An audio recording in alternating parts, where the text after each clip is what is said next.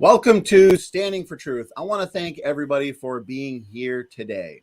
I am your host, Donnie, and tonight we are defending the truth of biblical creation. It is a privilege to have Joseph Hubbard here tonight again for an important presentation on the flood/post-flood boundary. Joe, thank you again for giving us your time for this important show. It's great to be back again. It's always a pleasure and a joy to be here. If you notice, hopefully you can all hear me okay, because I'm not sort of shouting and animated as I used to be, because I've actually got people sleeping upstairs. So I'm a little bit more seduced, but it should be a good topic. It should be a very interesting topic, and one that's a little bit more technical perhaps than we've done with stuff before, but then it's a technical subject and one that's hotly debated over. So it should be good. It should be fun. Amen. Well said. Yes. Slightly controversial, but yes, it's a technical and important topic. I'm excited for this. I know the audience is as well. And George, my co-host for tonight. How are you doing? And what's going on, George? I'm doing fine, thank you. I feel sorry for Joe though. You stuffed up the time zones between countries, so he's up at late. But Joe, while you've been doing this fantastic research, I've been doing a lot of research on mathematical research on why the nations of the world are so tired and maldeficient in terms of vitamins and whatever. So I'll explain that in mathematical terms later on for you, okay? Oh, well, that sounds good. I'm certainly very tired, so you can help me out. Well, that's what coffee's for. Here we go. I know, amen. Yeah. Maybe not at that time. So anyways, to the audience, anybody new to this channel and you're not yet subscribed, please hit that subscribe button and also share around this content, as the truth is important. For more on Joseph Hubbard and the creation research team, please check the description box of this video. You can find all the past presentations that they have all done with us. And that being said, I think we're just going to hand it over to Joe. We're going to get right into the presentation. And as Joe, as you're giving your presentation to the audience, please tag me with your questions. We will be having an audience question and answer, as we always do. Just make sure you're tagging me at Standing for Truth or at George Bond. Joe, I'll hand it over to you. Great stuff. Well, let's see if I can just share my screen and get everything up and running properly. And then we can jump straight into it. Share screen.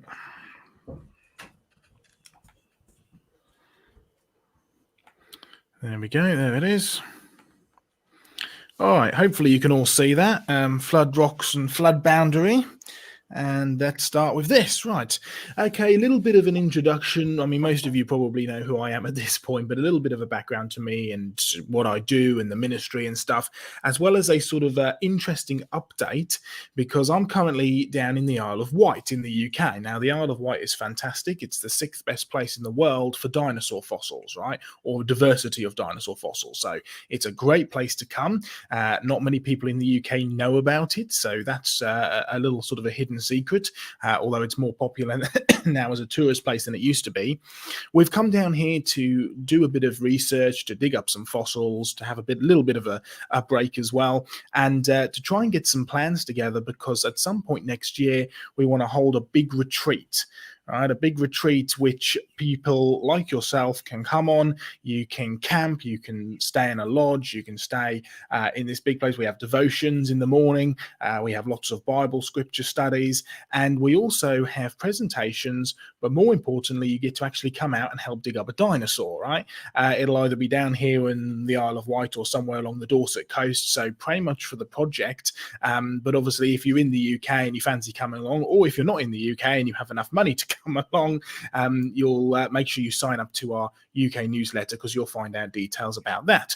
Or go over and subscribe to our YouTube channel, Creation Research, or like our Facebook page, and you'll see on the screen here one of our weekly broadcasts that go out every Friday at 9 p.m. UK time. So that's sort of 3 p.m. USA Central Time, or that's sort of 6 o'clock in the morning or so, 7 o'clock in the morning if you're in Brisbane, which is where what it is for John. But with all of the COVID stuff, and certainly with Australia being locked down, we've kind of had to resign ourselves to the fact that John probably isn't going to get to see me in person, at least for a little while longer. So that's why we started Creation Conversations. And yes, thanks to Sam, who I'm sure is in the comments and watching along with us this evening, who's a regular on our program now, but he's actually taken this Creation Conversations and turned it into a proper podcast, so you can listen to it online, you can download it, you can do all sorts of stuff. So go and check that out on your favorite podcast streaming service. Okay, another little update. Creation Research has produced a lot of programs on climate change and global warming. It's our most requested issue to deal with when we're traveling around in churches and doing lectures and speaking like we're doing this evening. And we've produced 4 programs on it so far, including our latest one, Fire and Ice, which is an adventure documentary filmed live in the UK, in Iceland, and in Australia. Well worth a watch if you haven't seen that already. But one thing we've not really done very much is the political side of things. Now, we had a big political thing going on here in the UK a few weeks back, COP26, right? The Global Leaders Summit over climate change. So we went up to COP, we filmed a lot of the protesters, we got a lot of great footage, we're interviewing a lot of people. There was an exclusive trailer up on our Creation Research YouTube page, so go and find that. The documentary will be coming soon, and there'll be more details over how you can see that a little bit later. But head over to our YouTube channel, like and subscribe, have a watch of some of the content over there, including the latest trailer for Global Warning, the agenda behind the climate crisis. Okay, this is where I am at the moment. Like you say, it's late at night. We've had a couple of goes out and have a little bit of a dig around for some fossils. Not too much at the moment because the tides haven't been quite right, because everything here is governed by the tides, right, being on a very small island. So next week is the week that we really hit the shore and get lots of filming done and get lots of digging done and lots of exploring, and it should be great fun. You can see some of the stuff we found here previously. On the left-hand side, you've got a nice dinosaur vertebrae, an iguanodon caudal vertebrae, that's a tail vertebrae. And then on the right-hand side of the screen, you can see one of the giant footprints from a large iguanodon that you find scattered all over the beaches around here. Exciting stuff, great stuff. Well, we haven't been able to really go and do much digging, like I say, so far on this trip, but I did visit a museum. There's an entire museum completely dedicated to dinosaurs here on the Isle of Wight, right? They are sort of, it is the dinosaur capital of the UK, if you like, if not Europe, perhaps. So they've really sort of done a lot of work here, done a lot of research here, and there's an entire museum dedicated to the dinosaurs of the island. And I wanted to go visit because I knew there had been some brand new discoveries since I'd been here last. Things like, I mean, this has been there for quite a while, but this is some of the evidence that you can actually see in the museum. This is a large fossil iguanodon from the Isle of Wight. Iguanodon was the first fossil dinosaur discovered. It wasn't the first to be named. That was Megalosaurus, but that is a whole different story, right? But have a look at there. This is set up, this is displayed how they found this giant iguanodon from the Weldon flood deposits. And yes, these are known as flood deposits. There's a clue in the name there. There you can see the head at the top. You can see the neck. Can you see how the neck is kind of arched round? It's arched back. In fact, there's the diagram sort of showing you a bit clearer. You can see the neck is sort of arched all the way back. You can see the tail is bent upwards. The legs are all sprawled out. There's absolutely no doubt about it. This is in the classic dead dino pose. And one thing we know about the dead dino pose, not only did it have to be buried very quickly in order to be preserved like this dinosaur drowned. The dead dino pose means it drowned. The evidence is very strong in its favor. These dinosaurs are found all over the world, including here in the Isle of Wight. This is a drowned dead dinosaur. Okay, have a look at this one. A brand new dinosaur find, Vectoria venata. There's some of the bones on display. Now, this comes from a very unusual location. It comes from a place called Shanklin. Now, that's where I'm staying on the Isle of Wight at the moment, right? A place called Shanklin. Great place. Great big cliffs, right? Lots of green sand. Very few dinosaur bones found here. But then they started finding a few of these very rare dinosaur bones coming out of the cliff. And they were quite surprised. Why? Well, look at what you find with them. giant fossil oyster shells, and all other manner of shells as well. Gastropods, your snail shells, your bivalve shells, your clam shells, right? Lots of deep sea shells. And they started to find these dinosaur bones with them. In fact, they called it a brand new species. Vector eovenata, and look at what they've actually said. This is the big technical thing, is reported in the scientific journals. This was on the display in the museum. You can get in a little bit closer, have a look at what they're saying just here. The key point, these rocks of the area are known to have been formed in a marine environment, so dinosaurs shouldn't actually be found here. And look at what they say down there. This dinosaur was caught in a flood. It was caught up in a flood. It was washed down into the sea. It was mixed up with all of the seashells and clams and everything, and it got buried. And it had to be buried within 3 minutes, otherwise it would not be in the dead dino pose that it was found in. Oh, there's the picture from the museum. A dinosaur drowning in a flood. Interesting. Well, the evidence is really there when you look for it. You just need to know what you're looking for. Okay, our topic tonight. Where is the flood boundary? Where is the flood post-flood boundary? Where is the pre-flood flood boundary? Where are all these boundaries, right?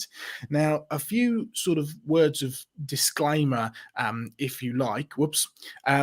This is a very, very controversial topic. It's a very deep topic. This is going to be slightly more technical. Ask your questions as we go. It's going to be in 2 parts, and we're going to have a question time at the end of each part, in between each part. There's the picture you just saw a sneak glimpse of. I wonder if you could tell what these are. I mean, we love asking this question. We get lots of different, answers, little soft cuddly toys, all sorts of things. What are these? Well, these are fake news. You need to be careful of fake news in today's world, right? It's a big thing that's out there. Here's some fake news. There are no fake news in what we're dealing with tonight. Although this is a massive topic, there is no chance we're going to get through it all, but we need to establish those principles so we can look and see what stuff is fake, what stuff is real, how can we actually move through it, how can we get to the end, can we actually even work out if there's a nice big line to say there's your flood and there's your non-flood. We need to try and work towards a model that we can work with wherever we go. I mean, this is really what we're going to be looking at. Okay, here I am in 2018 with John Mackay. John Mackay is in Australia. I'm in Australia. He took me out there to do some great research, to do some great ministry, and we're in a very famous location called Castleton. Lots of good gold from Castleton. In fact, we're actually standing above a gold mine. And no, I didn't find any gold to take away with me. The Chinese had been there and cleared it all out, right? Interesting, you can actually tell the difference between which gold mines were Chinese mines and which gold mines were the Irish mines.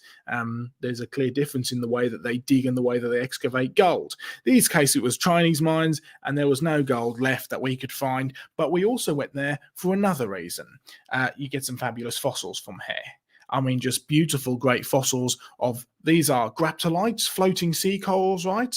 And then on the way back, John made me stop off at another rather interesting location. This one here. Oh, you see all the layers upon layers upon layers, right? I was very interested. I took lots of photos of all around here because you see what I'm actually holding my phone up to try and take a photo of? Well, this is something that we point out to all of our, we take lots of field trips around here. Anybody who we take here now, anybody that John takes there, we point this important thing out. There's all of your layers and layers, lots and lots of layers. I mean, these are what you would call standard layers in geology. I mean, lots of layers. Your standard argument is that these are valves.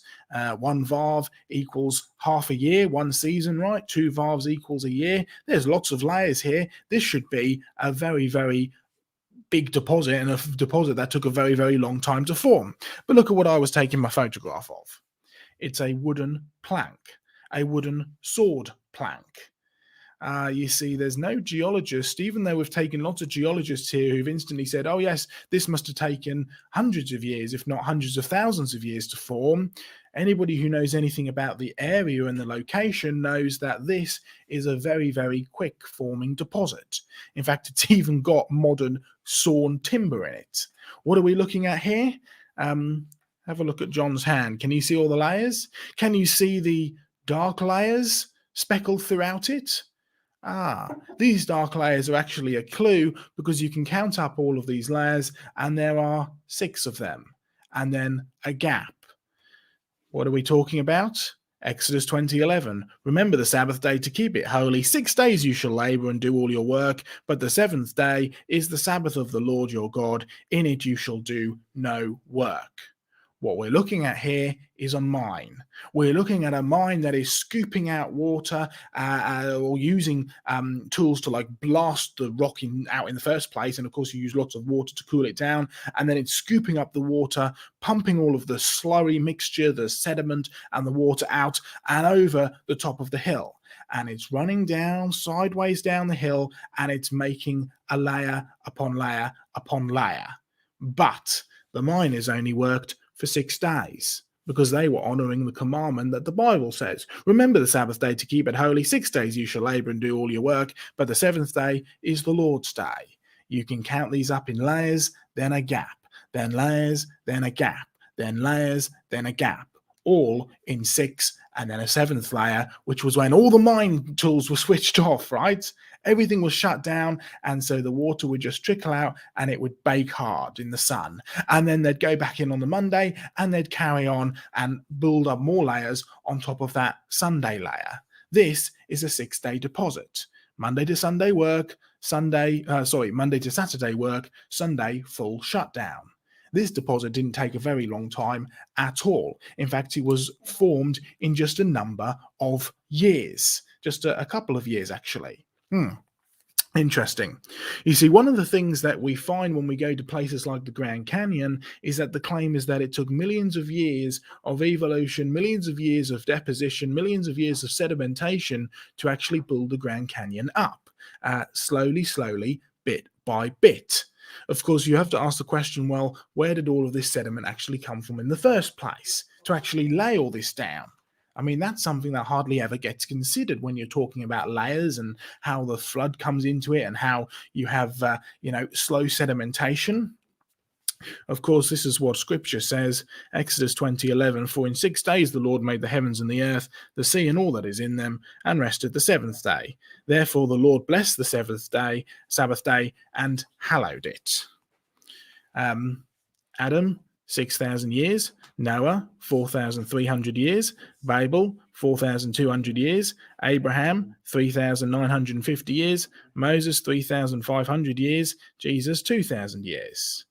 I mean, it's a very different picture to something that we hear about in your secular geology textbook. It's, in a sense, completely at odds. Of course, Peter gives us a warning, there shall come in the last days scoffers walking after their own lusts, saying, where is the promise of his coming? For since the fathers fell asleep, all things continue as they were from the beginning of creation. You see, the underlying principle, and we've dealt with this many times on Standing for Truth, right? And you can go back and check all of our videos. The underlying principle with modern secular geology is this little phrase at the bottom here. All things continue as they were from the beginning of creation. Of course, Peter here is talking about the people who would say, look, there's no such thing as Jesus Christ coming back. He's never going to come back because he never came in the first place, right? All things going to carry on just as it always was. But it's an interesting little point to bear in mind because it's the very thing that underpins modern secular geology, uniformitarianism. It underpins the dating, it underpins the way that you understand the rocks form and everything else as well. For this they are willingly ignorant of, that by the word of God the heavens were of old, and the earth standing out of the water and in the water, whereby the world that then was, being overflowed with water, perished. Peter is talking about the creation of the world and Noah's flood. The earth standing out of the water as it came out of the water at the time of the creation, and then in the water, flooded again at the time of Noah's flood, whereby the world that then was, being overflowed with water, then perished. This they willingly forget. You see, when you're trying to deal with a flood versus post-flood versus where do we fit this model in, you need to make sure that you do have a fully biblical perspective. I mean, one of the most beautiful verses in the Bible, Philippians 2:5, right, is let this mind be in you that is also in Christ. When you're looking at the world around you, make sure you have Christ's mind in you. If you try and take a secular interpretation and fit it into the scripture, it will not work. If you try and take a scriptural or a biblical point and try and fit it into a secular pagan belief, it also won't work. Make sure you have this mind that is in Christ in you. You see, the world's philosophy says when time is the hero of the plot, God is out. The entirety of the secular agenda is an anti-God agenda. It's to remove God from people's thinking, and that started with Charles Lyell. And we need to consider this as we move forward. Okay, here's your standard geological model, the stratigraphic geological column, right? From all the way down in the Cambrian, all the way up to the Quaternary. Lots and lots of layers represented here in this standard geological column. Of course, the question that people then ask is, well, here's the geology, but where is the flood post-flood boundary? Is it right up here at the top? Are all rocks that we see, are all deposits that we see formed in the flood? Is it a little bit lower? I mean, you have humans and stuff walking around in some of the Pleistocene deposits, so that doesn't seem quite right. So is it a little bit lower than that? Could it be between the Tertiary and the Quaternary? Is it even lower? Is it between the Cretaceous and the Tertiary? I mean, that's known as the KT boundary, right? That's when all the dinosaurs were supposed to go extinct 65 million years ago. Could it be even lower than that? And yes, there are some people who would claim it's even lower than that. Some people believe it's at the Permo-Triassic layer, in between the Permian and the Triassic, or somewhere between the Triassic and the Jurassic. One of the arguments for this is the fact that, well, how on earth could you get dinosaur footprints like the one we saw earlier and the ones that are all around the Isle of Wight, right? How could you get dinosaur footprints if it was a global flood? I mean, surely you need dry land for the dinosaurs to walk on, right? Now, I don't know if Mike Ward has discussed that problem with you on Standing for Truth, but he's got a really, what I believe is a very, very good explanation for this, and one that, and I appreciate Mike's work because he really does, rather than just saying, you know, okay, here we're going to try and go and destroy the theory of evolution, he actually says, no, let's start from the Bible and let's go out and try and build models, build scientific models that fit with the Bible, based on the evidence that we see. And I have great respect for him in doing that. And so it's a really interesting hypothesis, the Beds hypothesis, which he uses. I recommend you go and find it out. But some people would indeed put the post-flood boundary all the way down at the Triassic. In fact, I know other people who would claim that the pre-flood boundary is all the way up at the Carboniferous. That's represented by the Mississippian and Pennsylvanian on this chart, because this is an American chart and the Americans couldn't possibly go with the British naming of things. Of course, that would mean that the flood was not very wide in its, impact in a sense, because it only had a very thin little strip. So it's interesting, some of the ideas that come out of this. But did you notice one thing? Every single one of these suggestions all places the flood post-flood boundary somewhere on the geological column. Now, you'll find this with creationist organizations all around the world. One of the things that they'll do is they will basically take the geological column and say, right, let's try and fit this into flood geology. Sometimes it's very, very literal, as in, right, this is an accurate representation of the rocks, therefore we can say this stuff is flood, this stuff isn't. Other times it's more sort of interpreted, perhaps, where they'll take the standard geological model and say, well, let's actually translate this into something that's biblical. Let's say that this stuff is the pre-flood. Let's say that this stuff is the inundatory period of the flood, when the flood waters were coming onto the planet. This is at the peak of the flood. This is the abatement as the flood waters were running off of the earth. And this is all post-flood ice age or whatever. So it's sort of based loosely on the geologic column, but it has a lot more sort of a biblical emphasis, so to speak. But it still works in this column format from the bottom all the way up to the top. Of course, a better question to ask than straight off, where does the flood post-flood boundary? a better question to ask would be, is this model actually reliable? Especially if we're going to base our entire flood model off of it, right? Okay, Derek Ager, one of the, he by no means a Christian or a creationist. In fact, he hated the fact that the creationists jumped on his work and used it for their own good, right? And he said, I don't give any creationist permission to use my work, this is what he actually had to say in his book, The New Catastrophism. Yes, after many, many years, nearly 200 years of uniformitarianism being the main thinking in geology, Derek Ager said, well, hang on a minute, something doesn't quite line up. Something doesn't quite make sense. And he wrote an entire book all about it. In fact, he wrote many books about it, but his most famous one was The New Catastrophism. Now, even though uniformitarianism as a sort of foundation still runs all the way throughout secular geology, there's very few geologists today who would identify as a uniformitarianist thinker. And part of that was due to Derek Ager, because he basically said, look, this really doesn't make sense. I mean, have a look at what he said about the geological record, or the geological column, rather. Nowhere in the world is the record, or even part of it, anywhere near complete. Even in the Grand Canyon of the Colorado River and the adjacent sections along the Little Colorado River, surely the finest record of geological history anywhere on Earth, there are huge breaks or huge gaps. In other words, nowhere on the planet can you actually see this geological column for real. It simply doesn't exist. And I had a geologist once put it to me like this. He said, you've got to kind of imagine that somebody's taken a book and ripped up lots of pages and spread it out all over the planet. So you've kind of got to go and pick up all the different pages and try and fit it together in the right order. But he said, oh, by the way, there's no page numbers. And somebody's also messed all the letters up in between as well, because the fossil record is by no means complete either. I mean, the National Geographic had a quote saying that the fossil record is like a reel of film where 999 frames out of 1,000 have been removed. I mean, would you get much of a film at the end of that? No, you wouldn't. So something doesn't quite make sense here with this geological column. Okay, moving on to question 2 rather. Where did this model actually come from? Excuse me.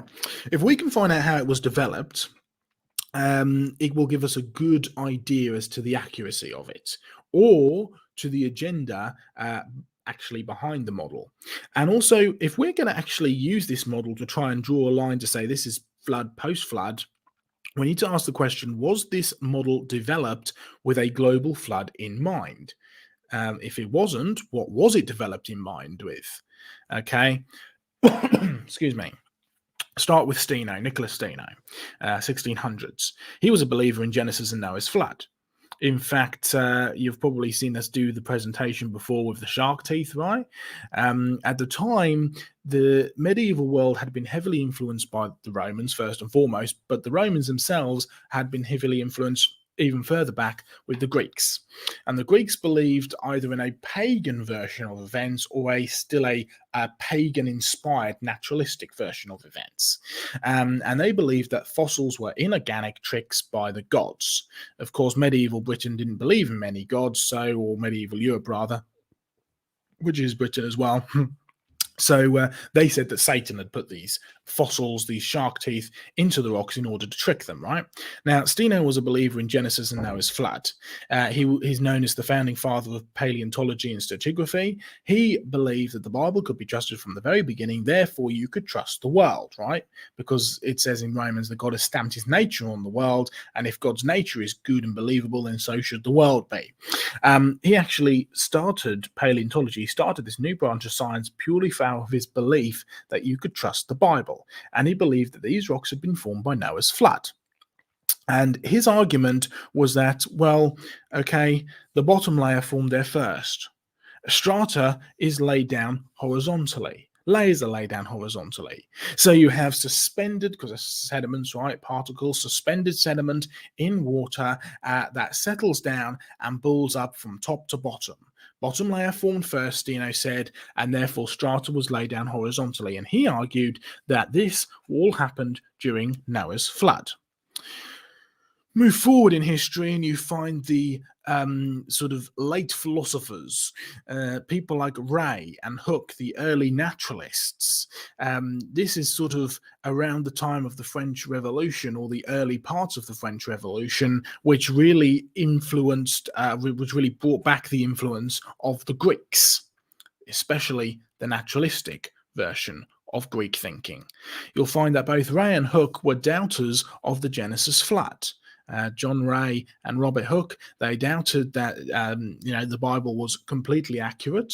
They claimed some ideas was that the flood was very, very still and very, very gentle, so there was no major deposits forming. Some argue that it went back eons of time before Genesis supposedly happened and everything else. And so they began to actually allow themselves to be influenced by earlier Greek thinking, particularly uniformitarianism. The idea that the present is the key to the past, the idea, as Peter said, that the world will always continue as it always has done, and always has done as it always will do. And you find the seeds of doubt began to be sowed into the modern geological thinking. And their argument, or one of their arguments that both of these men came to, was that if the bottom layer formed first, then surely the world is too old for the Bible to be completely true. We have to start taking other ideas and adding them to the Bible, because surely it would take a long time to build up layer over layer over layer. Jump forward to Charles Lyell, who really promoted uniformitarianism. His entire belief system, his entire aim, his entire agenda was simply to remove God out of people's thinking. He admitted it himself in many, many letters that ended up being published after his death. He said, "My aim is to free science from Moses."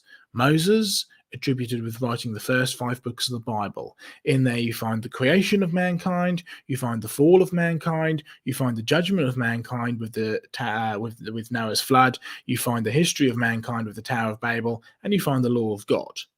These 5 things are the foundation to not only our thinking today, or the way we should be thinking today in terms of understanding the world, but also the foundation of Christianity. Get rid of those 5 things, Christianity comes falling down with it. Lyell claimed that if the bottom layer got there first, then the bottom animals were the oldest and the top animals were the youngest. And so he then argued that the rock layers were actually a record of the history of life. And over vast ages, this life continued to change and evolve and move forwards, which of course differs from the Bible, but his claim was that it would take millions of years to actually do this. He published all of this in a set of books called The Principle of Geology, and a young man took these principles of geology with him on a boat. This man, or he was young at the time at least, Charles Darwin. Charles Darwin was a promoter of evolutionary thinking. He didn't come up with it. The Greeks had come up with it millennia before. And the Greeks believed in a very racist version of evolution. They believed that they had evolved out of the slime, but they had evolved out of better quality slime than the Jews had. You can go and read it out there, right? He had been heavily influenced not only by the Greeks, but also by the French revolutionaries, which had filtered down into England, particularly with his grandfather, Erasmus Darwin, and he basically built off the back of Lyell's ideas. If the world really is millions of years old, then what we are looking at here is a sequence of events through history. He argued that the top creatures had evolved from the lower ones over millions of years. Therefore, not only is the Bible false about its age, not only is the Bible false about things like Noah's flood and its geological history, the Bible is totally false about every single part of it, particularly us being made in the image of God. Interesting. In fact, Darwin himself admitted that half of his evolutionary ideas came straight out of Lyell's brain, and Lyell was never given enough credit for it. Okay, you can start to see the progression of the geological column now. It started off with good intentions.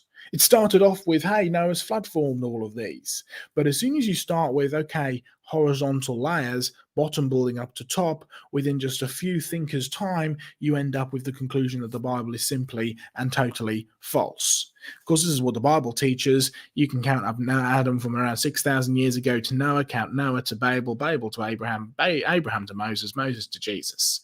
And you get a nice tidy figure of somewhere around the 6,000 year mark. However, if evolution is true, then the Bible is simply not true. You can't marry the two together with the Bible being completely accurate and evolution being true. Of course, get a biblical perspective, what is the gospel? All things started off being made by Jesus Christ. I mean, that's the good news. We're not here by accident, right?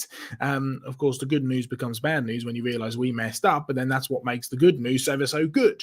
Jesus Christ has died for us. But John 1:3, Colossians 1:16, Revelation 4:11, they all make the same point. Jesus Christ is the creator.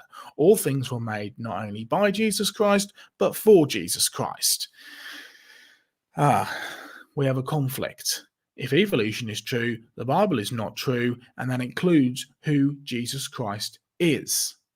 If evolution is true and the world just evolved over millions of years, then Jesus Christ is not the creator.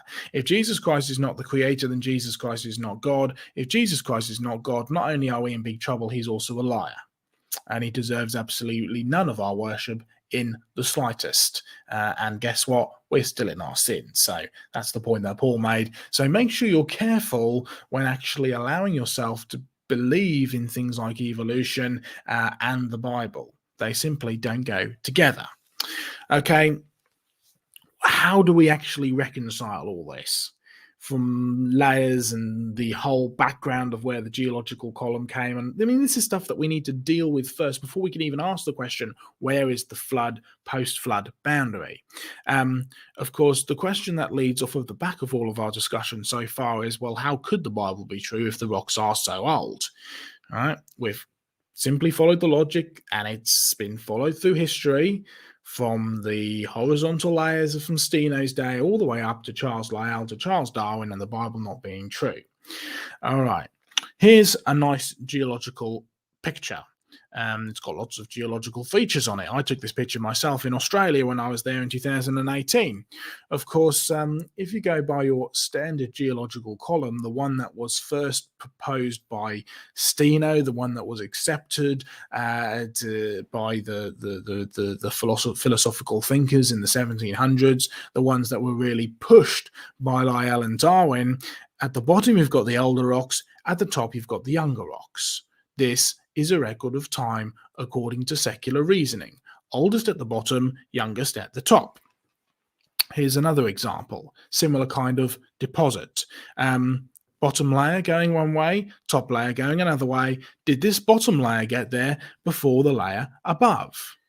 Well, we've been doing a number of experiments, and this is going to be a little time spent on these experiments because it's not only fascinating, it also really gives us the important perspective that we need when talking about the flood, post-flood deposits. So let's have a look at some experiments.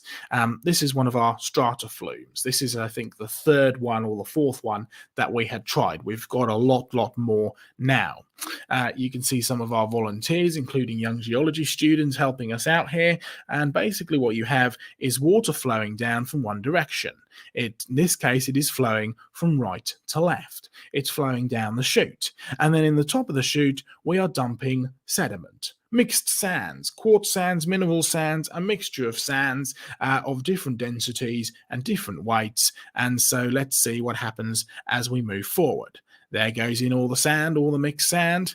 You can see it's a big cloud that's starting to form with all of the sediment. And then you can see that as the water is flowing sideways, in this case from right to left, what's happening? Layers are forming. But they're not forming top to bottom. They're not forming bottom to top. They're forming from right to left. There are the layers hitting. There they are sweeping over the top. They're being carried along by the water, and they are forming from right to left. And the layers continue to form, and they continue to form. And look at this wonderful geological structure that we're ended up with. Absolutely beautiful. I wonder if we've seen somewhere like that before. I mean, can you see the layers at the top, the flat layers? Can you see the slanted layers at the bottom? Now, this took about 20 minutes to go to form. Of course, we're dealing with a very small volume of water, but yet we end up with flat layers on the top and we end up with slanted layers underneath. But you watched it grow. This didn't grow from bottom to top. This grew from right to left. Okay, let's take you to Australia. in the outback near Alice Springs. Great place. It was beautiful. Loved it out there. Great friends, great geology, all you could really want, right? Absolutely stunning scenery and ripples. Oh yeah, there's no doubt about it. This deposit was formed by water. There were even their ripples left over, right? Jellyfish fossils are in the base of the cliffs. Horseshoe crab and arthropod trails. Huge, great big waves that you can see trapped in this once underwater, water-deposited sediment. And then there's your little trilobite trails, right? Great things, crab trails. And a rather interesting geological structure. Oh, do you see the flat horizontal layers at the top? Do you see the slanted layers underneath? Flat on the top, slanted underneath. Hey, we've seen this before somewhere. Yeah, in our Strata machine. We see the standard geology says that the bottom layer should get there first and the top layer should get there last. In fact, if you want to get into cross-bedding, one of the arguments is that, especially with unconformities, you had one rock layer that got washed off and then another deposited on top, but this is always over millions of years. It's always over a very slow, gradual formation. Now, the one on the left there formed in less than 20 minutes. With a small volume of water and a small volume of sediment. But it made the point extremely well, and it's an extremely important point. The one on the left did not form from bottom to top.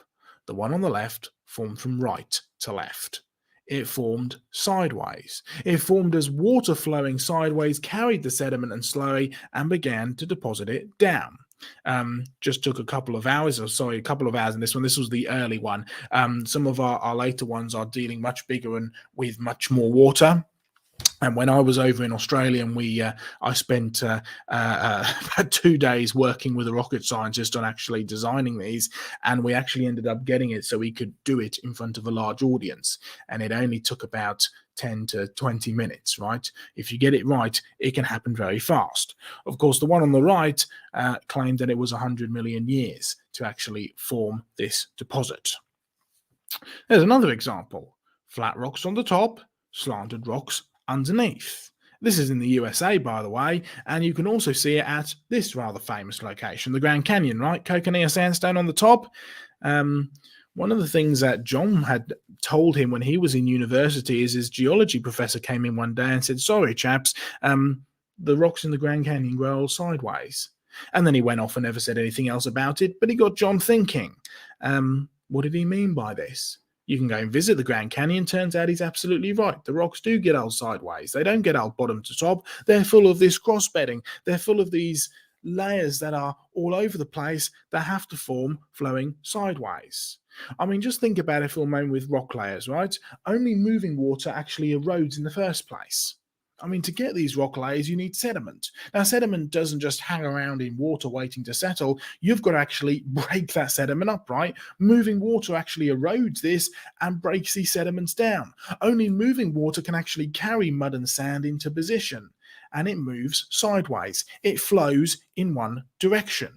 See, rock layers go horizontally. The bottom layer does not get there first. Of course, then you can actually add it into your fossil dating problem. Here's your layers of rock, right? Represented like the Grand Canyon. Based on what we've just seen in our strata experiments, which fish was buried first, A or B?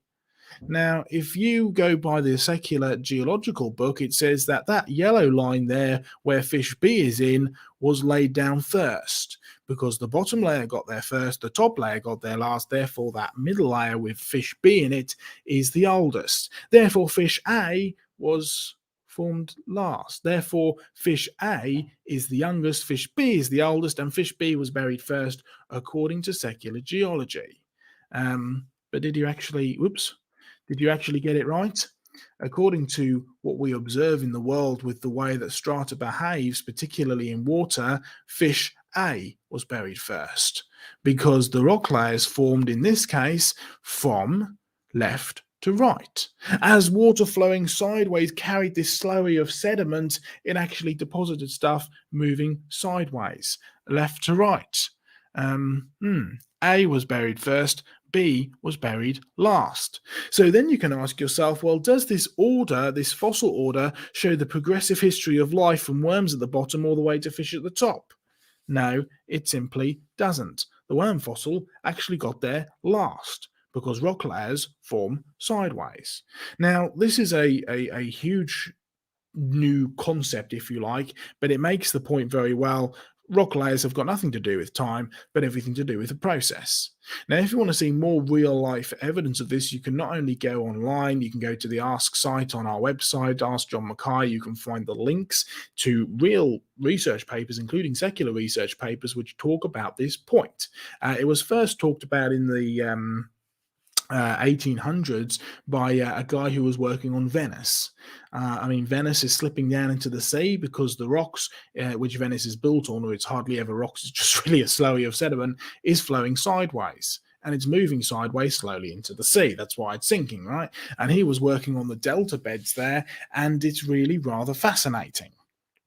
And you can also go onto our YouTube channel and find some video, real life video of this Strata machine in work. Interesting stuff. Okay, let's take you a little bit closer to my home anyway, rather than Australia. Let's go down to the sort of semi-south coast, sort of the southwest coast there. There's on the map, we're looking at that bridge which goes across the Severn Estuary, and we're going to this place, Ostcliff. I've led many field trips here over the years. You can see me taking a photo of John there, and you can see some nice lines. See, geologists love lines and straight layers like that because they're much easier to draw on maps, right? But of course, could we have said that, we get a nice line like that to put through it to say this is flood, this is post-flood? I mean, is this all flood? Is this all post-flood? Are they all in nice straight lines like this? What are we dealing with here? Well, we get some great fossils out of Ostcliff. You can see these wonderful little pecten shells, living fossils, by the way. There's no change in them in the slightest. And we take lots of families there to go digging. It's a great place to take out all of your frustration in the rocks if you want to bash it on a hammer.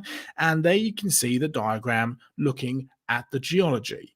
You've got the red mudstone at the bottom, you've got the green mudstone layer, you've got the shales and the limestone, and then the limestone and the shale. Yes, there is a difference between them. What does it say? The drowned desert. You see, the evidence of a global flood is out there, and it's often admitted even in the secular literature. Of course, they say that this was a much smaller desert. Of course, then you've got to ask, well, if we're dealing with fossils, if we're dealing with geological deposits, if we're dealing with, is this a flood deposit, as in, is this Noah's flood? How do we know whether a rock is actually flood deposited? I mean, this is clearly flood deposited. It was drowned in a flood, right? It was a drowned flood deposit, and they are openly admitting that even from a secular point of view. But was this flood large enough to be Noah's flood? As in, was it global in extent? Or was this indeed, as they say, a flood, but a much smaller flood? Well, have a look at some rather interesting experiments and research we've been doing, because what we're looking at here is the geological map for these red beds. It's Triassic, by the way. Triassic refers to the 3 different red rocks that you can find there. And this cuts from up by that Severn Estuary all the way down past Bristol. I mean, this is where we're really looking. And have a look at this rather interesting cross-section.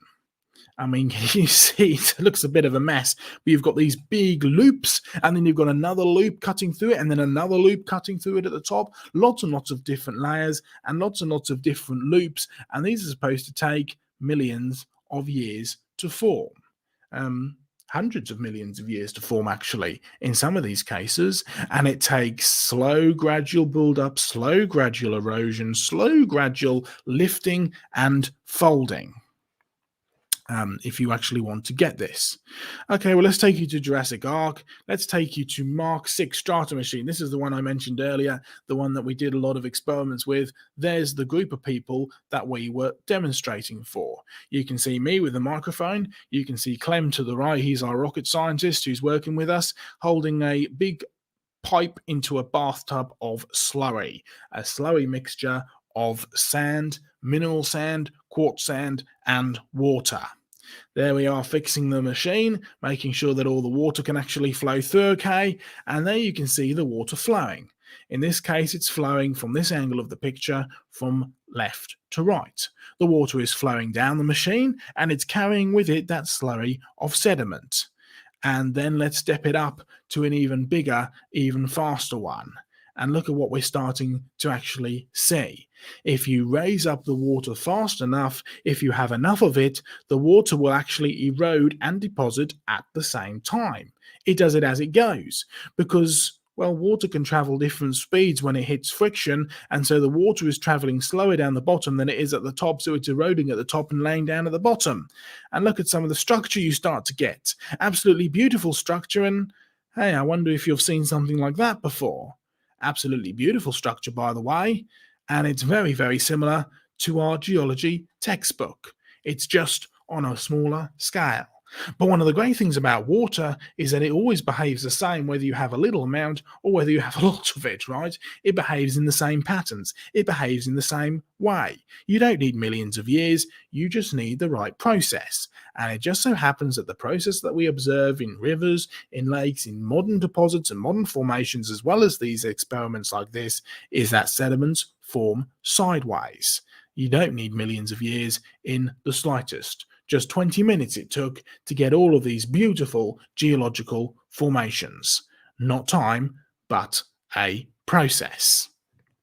Okay, one last example of this sideways strata thing, right? This is one of our big blocks of stone that we were digging out at Jurassic Ark in order to install a toilet, as it so happens. But it's all Jurassic sediment. It's Jurassic rock. You can see the big chip we took out there. We thought, well, this is interesting. Let's see how far we can go with this. We took a big chunk of rock, Jurassic rock. Can you see all of the layers? All of the different layers made up of all different types of sediments, some coarse sediments, some fine sediments, some dense, some not so dense, little different layers from different types of rock. Now, this is supposedly laid down over hundreds of thousands of years, slowly building up in different seasons. There's the layers close up. Different minerals mean different layers.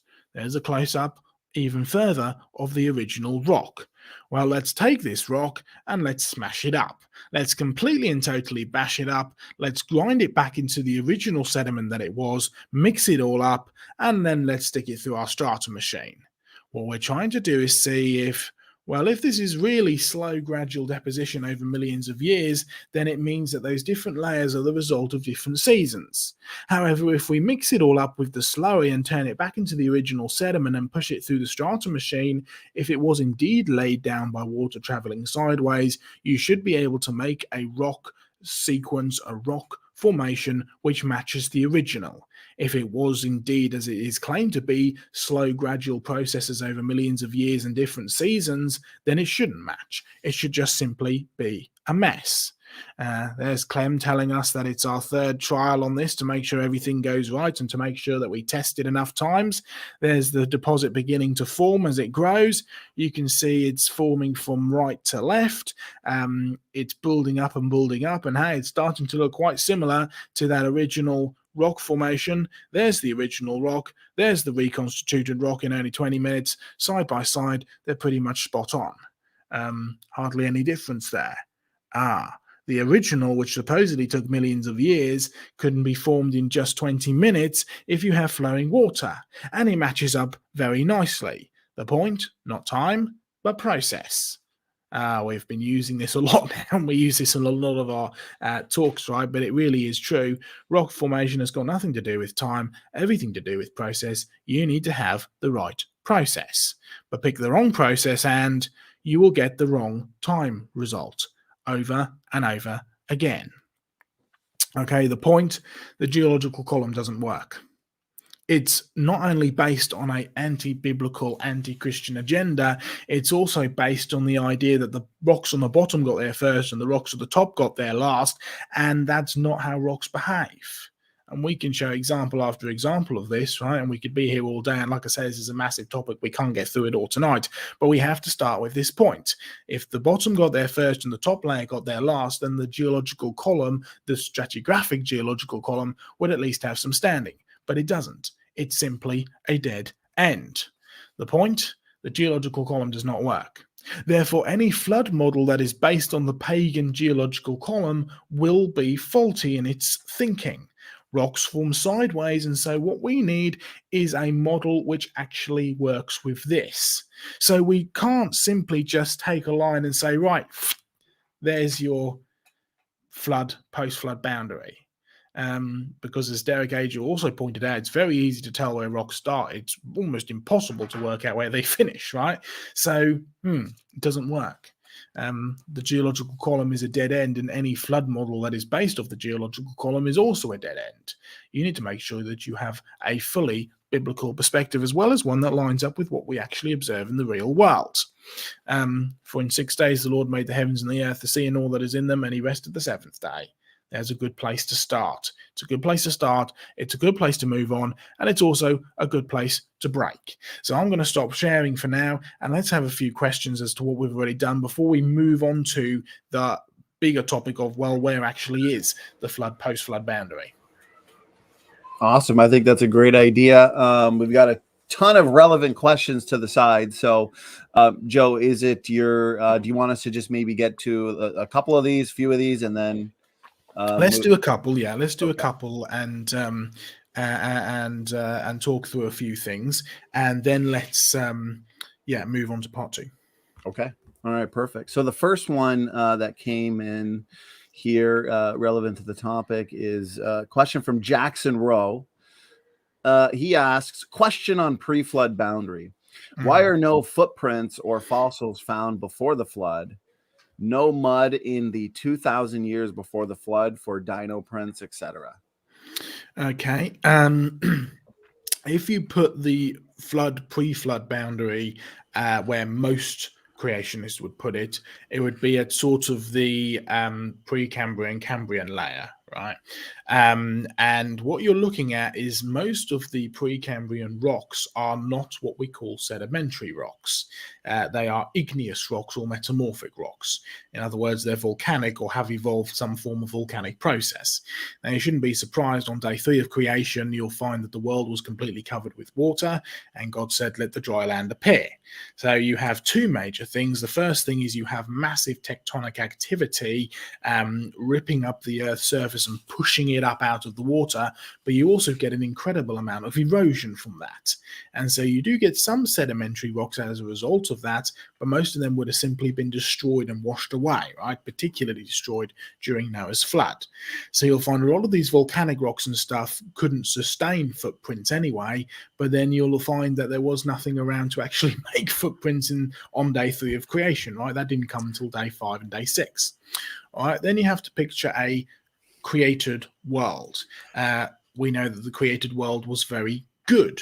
Now, you and I view very good as a sort of moral kind of word, but it's so much more than that. You'll find that good meant that all animals were vegetarian. It states that clearly in Genesis chapter 1. You'll find that it meant that the weather was very good because Adam and Eve were both naked and they weren't burning to death from the sun and they weren't freezing to death from the cold, right? So the weather was very good. The world was very good in its entirety. Now, one thing that you need, and we've said it over and over again, in order to make a fossil, you need the right process. Now, the process has to be quick, the process has to trap and cover the creatures, and the process has to bury them without oxygen in the right mineral content in order to actually preserve them, depending on what type of preservation you want to do. You can have permineralization, where the minerals permeate the bone. You can have, a mold or a cast where the animal eventually rots away, and so on and so forth. Now, before the fall, there would have been no animal death. So therefore there was no potential for fossils to be made, nor was there anything to actually create a fossil, because even after the fall, where you did have animal death for sure, and then you have things like, well, what mechanism do you need to actually preserve it? I mean, if you go and find somewhere where you can preserve footprints, say a beach, right? A beach, you can make footprints. You walk down the beach, you leave your footprints behind. What happens in the next tide? It just simply washes those footprints over. Okay, what about a big mud patch? when you walk over it, the mud might be able to bake hard, and yeah, there's some hard footprints there, but unless another layer of rock comes and fills those footprints in, you will not preserve those footprints the next time that it gets wet, or the next time that it frosts and it cracks open or completely dries out. Those footprints will be destroyed. So if you want to create footprints, you need to actually have a mechanism to preserve it. Now, if you're dealing with the footprints like the ones down on the Isle of Wight, they were made for sure in soft sediment, soft muddy sediment. Soft sediment that was very likely laid down very recently. Now, one thing's for sure, those fossil footprints have to be preserved before the next tide washes them away. How do you do that? There's one of two ways. You either have the land being raised up out of the water fast enough to actually turn those rocks solid before they can be eroded away, or, and this is what usually happens, you have a tide comes in which is actually carrying an incredible amount of sediment, rolling the sediment forward, producing the layers sideways, as we see in the real world today, as we see in the experiments that we do. And as it's rolling forward, carrying that sediment gets laid down and traps those footprints before you have a chance to erode them away. Now, you will struggle to find any mechanism pre-flood other than the day 3 of creation that can actually preserve these footprints in such a way. And on day 3 of creation, there were no creatures left around to leave footprints, right? So that's why I suspect we don't find a lot of the pre-flood footprints. However, if you think about the pre-flood rocks that we see today, right, as that's one point, but the other point is the pre-flood rocks that we see today are all metamorphic and igneous, so there's no way to preserve rocks in them. If there was a case, in a rare case, that you had pre-flood animals leaving footprints that did happen to solidify to become rock, that would have been destroyed during Noah's flood, as the earth got ripped up and ripped apart and water washed over the planet and just completely destroyed it. So there's a few thoughts as to that. As always, Joe, very thorough, very informative. I appreciate that answer. This one comes in from Sean Mock. I appreciate the question, Sean. He says, a question for your guest. Does the lower elevations carry thicker sediment layers, since debris tends to fall in the lower areas, similar to dirt in swimming pools? I've got the question up on screen as well. Okay.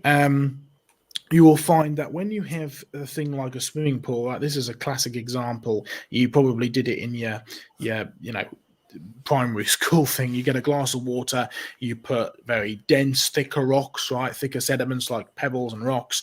Then you put in a finer thing like sand. Then you put in mud and you shake up the glass and you let it all settle, right, into layers. And I always like to remind people that that's a wonderful analogy if the world was a glass of water, but it's not. Right? What you'll find you're doing there is you're creating a system where the rocks are all already hanging into place. Now, how did those sediment get there in the first place? Well, you put it there. So you've got to get the sediment there in the first place. How do you shake it all up? Well, you're shaking it up and then you're standing still, and you're then in still water allowing the sediments to actually settle. Well, if water brought the sediments in the first place, water doesn't suddenly just stop, right? It just doesn't suddenly stop still and let all the sediments slowly fall down and then begin to build up. So you'll find that the analogy is great, but it doesn't actually work well in the real world. You need to have a formation to actually, or a way of getting that sediment there and then actually building that sediment up, right? One of the interesting things that we've found is that it doesn't just mean that the heavier, larger rocks, the thicker layers will actually form to the bottom. It doesn't necessarily mean that when you have water flowing sideways, because one of the things we observe in the real world, and we've also seen with all of our strata experiments, is water can travel at different speeds with different layers and different currents, even on a small scale like our strata machines. So you have friction at the side, so the water will go slower, so the water in the middle is moving faster. You'll get layers in the water, you'll get different currents, and we know from the world around us, we can have one current going that way, another one going that way, another one going that way. It goes all over the place, right? And so these currents can travel at different speeds. Now, later, what we're going to show you is actually a deposit which has very, very, very large boulders mixed with very, very, very fine sediment, right? And there's no indication that those boulders got any chance to travel down to the thicker sediments. So we really don't see that in the real world, and we don't see that translated into the geological world as well. The only way you could come to that conclusion is if you believe that the layers at the bottom got there first and the layers on the top got there last, which is simply goes against what we actually observe. So again, a few thoughts on that. Great answer, Joe. George, did you want to pick one of those questions out, brother? Yeah, there was a question that came from Tyler West about wind deposited sandstone. He claims that they can't happen underwater conditions, but I've got plenty of examples to show him if you like. So I can share my screen for a little while, and maybe Joe can sort of pitch in as I show the evidence. Sure. All right, just bear with me. You listening there, Tyler West? Okay, there's one piece of evidence there, Tyler, where the recent tsunami in Japan, we observed large sand dunes forming quickly in deep water. And here's the Coconino sandstone in the Grand Canyon. You see those recumbent folds there? They can't happen under aeolian or wind conditions, Tyler. That can only happen under watery type, soft, moist condition. And here's another bit of empirical evidence that shows variables between water depth, sand wave height, and the water velocity. You can clearly see there the dunes and the sand waves can actually form under watery conditions under those particular variables. So I'll stop sharing, and maybe Joe, you can add anything you like to that explanation. Okay, yeah. So what was the actual? Did you have the actual question there? Because was it just sort of generally relating to the formation of wind deposited sandstones? Is that what we're talking about? He claimed. I thought I took it. Well, I can just comment on wind deposited sandstones because we have a lot of wind deposited sand today. What a lot of it is lacking is something to glue it together. Now you'll find sandstone has predominantly two different things to glue it together. One of it is iron. The other one is a limey kind of mixture. So you can end up with kind of a limey sandstone, right? Now, if you're dealing with lime, you're dealing with something that is water-based. Whether it's a chemical limestone or whether it's a biological based limestone like a fossiliferous limestone, right? So in both cases, that for sure needs to be laid down in water. Now, iron is also interesting because iron, in order to actually create the chemical reaction, which is essentially rust, which creates the glue to fix it together, you also need to have some kind of water. Now, can this happen in a sort of non-marine environment? Well, yes, it can, but if you have a non-marine environment which is very wet, you don't often get great big sand dunes, right? That's a desert. So there's something doesn't quite line up first and foremost. Secondly, when you're dealing with a lot of the so-called wind deposited sandstone claims, things like the Coconino sandstone, you mentioned the Coconino sandstone, a lot of research has been done on that to show that there is a significant difference between the angles that these dunes and cross-bedding are at, between whether they've been laid down in water, whether they've been swept in by wind, right? So the angles that the cross-bedding will actually produce, if it's formed by wind, I think I'm correct in saying it's shallower than if it's laid down by water, but there's a very, very specific set of angles, set of degrees, which fits in. So you can clearly tell whether it's water-based or whether it's wind-based. And there's been a lot of research done by a very, very knowledgeable people, far more knowledgeable than I, when it comes to sandstone, on the Coconino sandstone in the Grand Canyon. And the conclusion, the general consensus throughout everything is that it's definitely water deposited, not wind deposited. So there needs to, and there's other little sort of sneaky things as well, like if sediment is being carried along in water. In fact, we'll talk about this in the next section because we're going over to Australia again, going to Uluru, right, as rock, and talking about the fact that, well, if something has been carried along in water, the the sediment tends to be very sort of crisp and clear. Whether it's been blown about by wind, it kind of gets a film on it, a sort of a dusky film, where it's just been sort of scratched around by wind a lot more than if it's in water, because you've got that padding there with the water. Even though it looks often smooth, in the wind it's certainly smooth, but it's kind of got a musky film on it. So there's little things like that you need to look at even under microscopes and stuff to determine whether it's wind or water deposited. So yeah. Okay, thank you. The next question comes from a person. He's just NA. He calls himself. He says in angular. Oh, there it is. In angular unconformities, we have fault breccias and striations that cannot form in soft sediment features, and thus we know that they didn't instantly deposit at an angle. Yeah, there are certainly cases where we can tell that certainly didn't deposit at an angle, because that is physically impossible.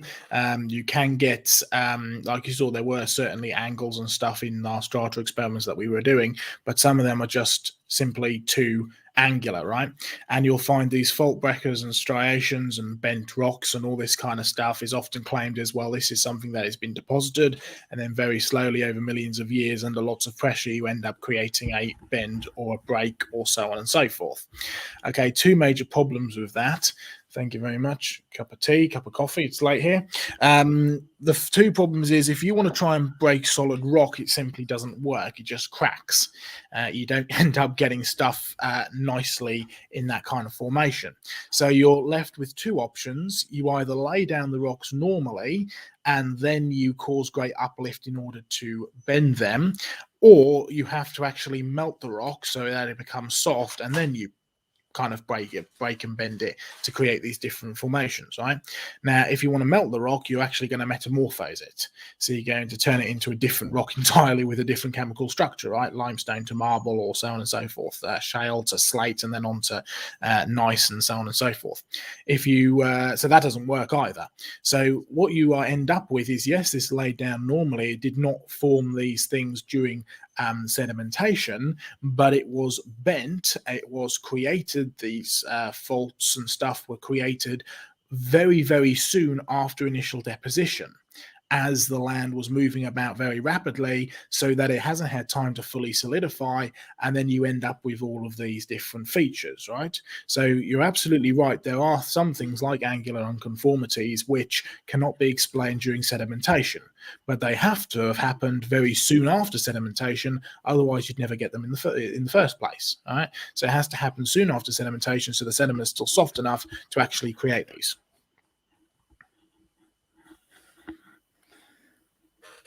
This one, yeah, cool. No, cool. I was on All mute, right. yeah. So I appreciate that answer, Joe. Cool Jesus. So he says, can you clarify something with Joe? Is he arguing that the entire geologic column is fake, or is it just the dates? Okay. Well, I obviously, as a creationist, believe that the dates are fake. And we did a program with Standing for Truth, and I've done other programs which you can go and find, where you look at the history of these dates, right? The source of these dates, if you like, the pagan origins. Okay, am I arguing that the entire geological column is fake? It depends what you mean by the geological column, right? As we've said, the whole geological column started off from this idea that the rock layers form from bottom to top. Now, that's the foundation of the geological column. And the problem is, you simply can't see that in the real world. I mean, the geological column is fake in the sense that it doesn't exist anywhere on the Earth. Right? You have to go to 100 different places to actually get it all together. So the geological column as we see it in our textbooks simply doesn't exist anywhere on Earth. Right? You have to kind of mix and match and put it together from different places. So in that case, yes, I am arguing that the geological column is fake. Now, you will hear me use words like Cretaceous and Permian and Jurassic and Triassic and so on and so forth. Do I believe that those are fake? No. We see them very real. There's a Cretaceous deposit just down the road, right? Jurassic deposit a little bit further up. And also you've got to bear in mind that these names are named after the places where they were first discovered, or the place, what they're made up of, right? Like Cretaceous means the chalk rocks, Jurassic means the rocks like the ones in the Jura Mountains, Permian means the rocks like the ones in the Perm in Russia, right? So is the actual individual constituents of the geological column fake? No, of course not. It's very real. You can go and see it all everywhere, right? But the way that it's been put together has been put together based on pagan origins, which were abstract, or rather, if not just abstract, totally against a biblical set of thinking. So if you want to take the geological column in its entirety and say, let's stick this into a flood model, it simply doesn't work, because first and foremost, it doesn't exist anywhere on Earth straight like that. It's from lots of different places you have to fit together, right? And this is something even the secular scientists admit freely, but it doesn't exist in its entirety like that. Secondly, its entire structure is based on that rock layer got there first, the Cambrian is the oldest, the Quaternary is the youngest, and it all got built up slowly over millions of years, right? Even though it started with a Christian, with a creationist establishing that principle, it's now become so corrupted. The problem is we don't see rocks form like that in the world today. It just doesn't work. We see rocks forming sideways as sediment is flowing, as sediment is carrying stuff, as sediment is moving stuff sideways and depositing it down from left to right or right to left, depending on which way you're facing, right? The point is it's moving sideways, it's water flowing in one direction and actually depositing it. So it doesn't deposit from bottom to top, it deposits it from one side to the other. Now, once you start to do that, you realize that the geological column is becoming more and more of a dead end, particularly as for the last 200 years at least, it has been entirely interpreted solely on the basis of millions of years. So that's what you'll find the problem with the geological column is. I appreciate that, Joe. George, did you want to? Yeah, well, this one's a really tough question, Joe. It comes from someone by the name of Sam Jenkins. He's coming at you, Joe. He says, have you tried introducing polystrate trees into the Strata machine? Yes. I haven't got the pictures right now, sorry, but yes. And guess what they produce? Upright polystrate trees. Yeah, no, you can put in things like we did matchsticks, right? But you can also just stick in like twigs and leaves and stuff like that. And it's amazing how many of them end up upright. In fact, you can actually see, and we'll talk about Jurassic Ark in the next segment, because you see the big log jams, right? And you'll find that when you introduce sticks and twigs to these strata machines, they will form all pointing in the same direction, or majority pointing in the same direction, a great big log jam with a few of them sticking upright. So it's spot on, really. And a question from Sean Mack. He says, has the global flood pre/post-flood boundary impacted ice core samples like GIS-P1 and GIS-P2? Okay, I would say no, because with ice core samples, you're dealing with something completely different. With ice core samples, again, biblical perspective, in the beginning, everything was very good. There was no ice because it was not cold. There were no erratic climates. You find the first reference to ice isn't until the time of Job, way after the flood. Now, we have implications here, because if there's ice and there's an ice age and you have ice cores, then how would that affect geology? Could there be deposits that were formed from the ice age? And yes, I did a presentation for Answers in Genesis a few months back all about the ice age, right? So yeah, there's implications for the ice age and ice cores and stuff for geology, but it's something completely different, and ice cores are something completely different than with the flood. I appreciate that, Joe. Did you want me to do maybe one more question, then move to your? Okay. Let's do one more. Let's do one more quick question. If it's a very, very long answer, I might leave it to the end. But we'll do one more quick question and move on. Okay, George. Which one did you want to go with? I mean, I've got one here from NA that just came in. Jim P. Okay. Says, could the layers represent in a way different places rather than times? This is why we might not see humans fossilized with dinosaurs. Mhm. Yeah, it's certainly an interesting thing to think about, and I quite like the idea of sort of biome deposits, and that certainly seems to be the case in many places, right? Even though you have a universal Carboniferous layer, for instance, that does go all over the world, the Jurassic layers certainly seem to be different biomes. So you can get Jurassic purely marine sediment, you can get Jurassic purely terrestrial sediment, but there'll always be little anomalies because there'll always be little mixed environments within them. Right, so you'll find trees buried now, fish buried next to trees, and you'll majority trees with a few fish, or you'll find majority fish with a few trees. So you'll find anomalies all the way through them, but it certainly does stand to reason that there would be some form of different biomes that would get caught up at different times. Under under different water traveling at different speeds and so on and so on and so forth. So yeah, I think biomes, you see, you've got to kind of think of this as a multifaceted thing, right? This is a global occurrence.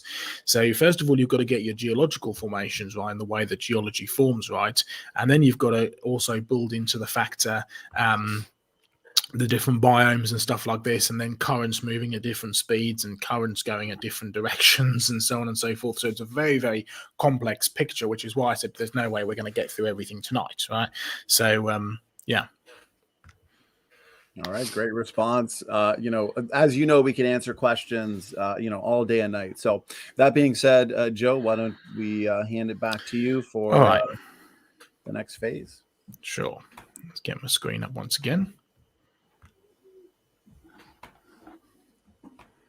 And as you do that, Joe, actually, if you don't mind, I've got Sam Jenkins here discussing the upcoming Genesis movie that is coming along beautifully. And I'm just looking for the poster here. So anybody who's not yet aware, Experience Creation from the Beginning, Creation Research and Standing for Truth Ministries presents Genesis. So definitely check out the teaser trailer that we have uploaded on the channel as well. As I indicated, it is coming along beautifully, and I am pumped. I'm excited for everybody to see it. So that being said, Joe, I got your slides up on screen. Great stuff. Philippians 2, chapter 5, let this mind be in you that is also in Christ. We've said it many times. We'll say it many times in the future.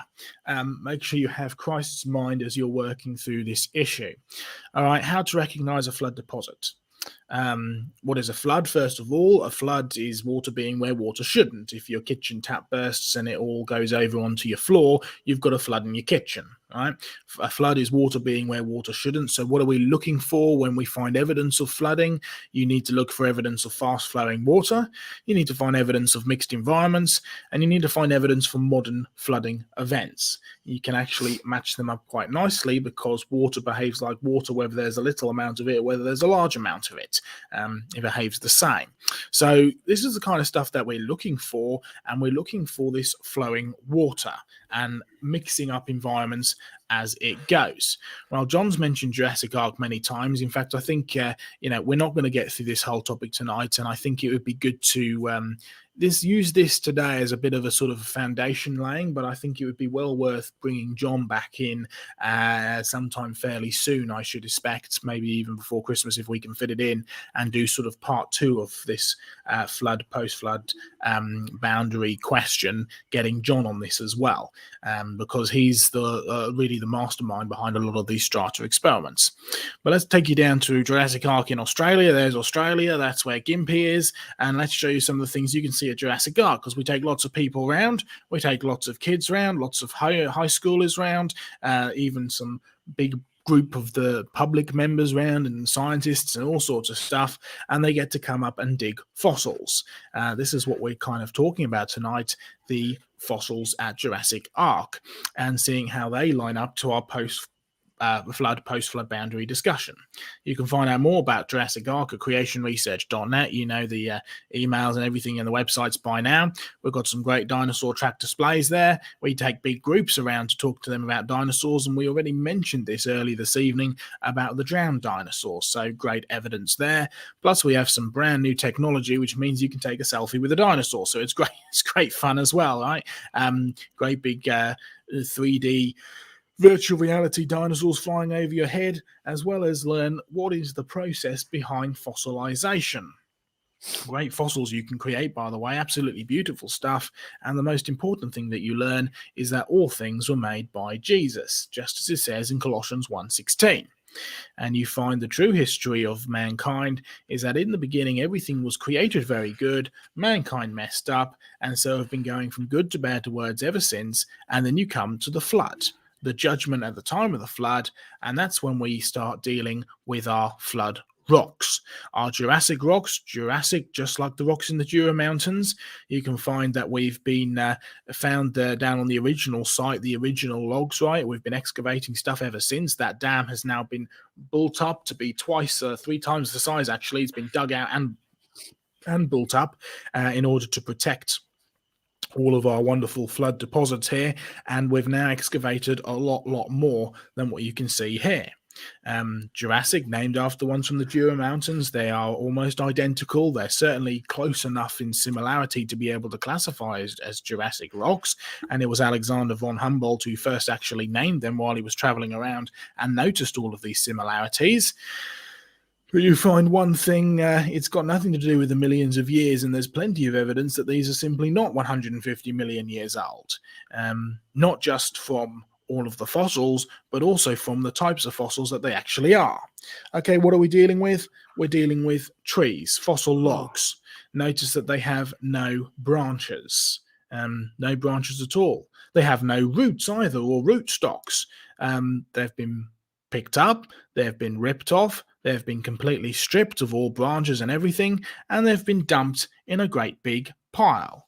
No roots, no branches, and they're buried with boulders as well. Very, very large boulders.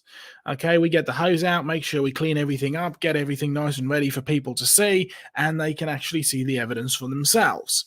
You see, the standard argument is that this is a fossil forest, where these trees lived, these trees died, and these trees got buried all in the same place. But we have plenty of forests around us that we can go and observe and see, and they simply don't look like this.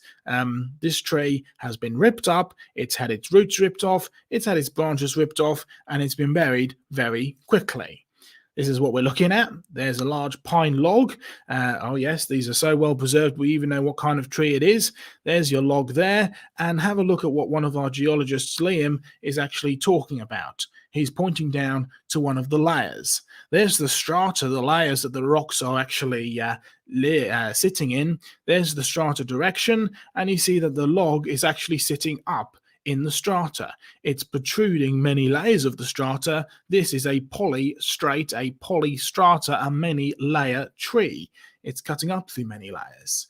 I mean, Professor Derek Ager was the first person to really point this out and say, hey, this is a big of a problem here if you actually want to use this as millions of years, or use this in an argument which includes millions of years. There's the strata and the layers, the tree sticking up through it, no doubt about it. This strata was deposited in less time than a pine tree takes to rot. Otherwise, you wouldn't have a pine tree left to actually fossilize, right? So the strata has to deposit in less time than a pine tree actually takes to rot, and it has to be very quick. You find there are lots of smashed logs that have just been completely ripped up and destroyed, split in two, that are also polystrate. They stick up through many layers. Here's our helper Gary exposing one of our newest and biggest trees. You can see part of the rootstock at the bottom, the bulb of the tree, but no roots actually sticking out off of it. The tree roots have been completely torn off. You find great big boulders with trees. Now, what do boulders indicate? Well, there's one simple thing. Logs float, rocks don't. So if you find boulders buried right next to trees, the water actually has to be traveling fast enough to carry them both together. Some of these boulders are enormous, half a meter or 18 inches in diameter, in thickness, right? Boulders equal fast water. Okay, this, no doubt about it, is a fossil flood log jam. And it's a very big one at that. There's a modern log jam. You can see there's been a massive landslide. It's washed down the side of the hills, and it's actually washed all of these logs into the water. They've been stripped of their branches. They've been stripped of most of their roots, even though a little bit of the rootstock still stays, the bulb. The roots themselves have been stripped, and they are all floating in one direction. and the logs are becoming abraded as they float. So you get rounded ends, just like the ones we find in our fossil trees. There they are side by side, abraded ends. No doubt about it, these trees have been ripped up, they've had their branches stripped, they've been washed downstream, and they've actually had their ends abraded as they float. This is a flood dump. Okay, not only is it a flood dump, it's a fossil flood logjam. Identification of these, I already said pine trees, but we can go even more specific than that. These are southern conifers, or the Araucaria family. There's one of them growing in Australia at Jurassic Ark. In fact, we have a few varieties which can grow here in the UK. It's normally the South American ones rather than the Australian ones because they're a little bit more hardier, but they're preserved so well, we even know what kind of tree they are, and that tree still lives today. It's a living fossil, hasn't changed in a bit, so one thing you know for sure is that as long as Araucaria trees have been around, these Araucaria trees have been doing exactly what God told them to do when he created them, which is reproduce after their own kind. Rocks buried next to logs, logs float, rocks don't, and you find a brand new excavation, which we did just a few weeks back, with broken log sections. Rapid dump evidence, dumping them down on top of each other. Great evidence.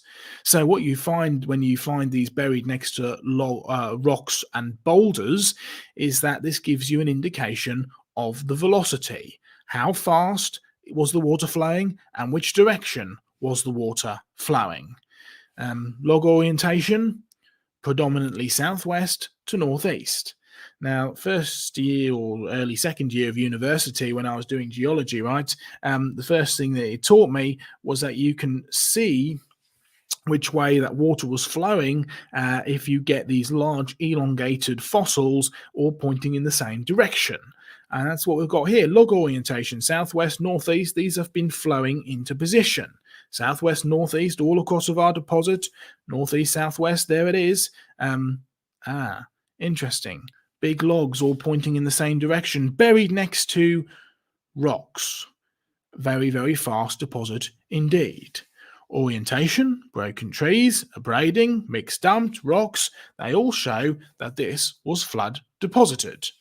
But what is this flood dump deposit's size? Could this be a flood? Could this be a flash flood? Could this be a volcanic eruption? Or is this Noah's flood? What are we actually looking at? Well, there's the size of the Jurassic flood log bed.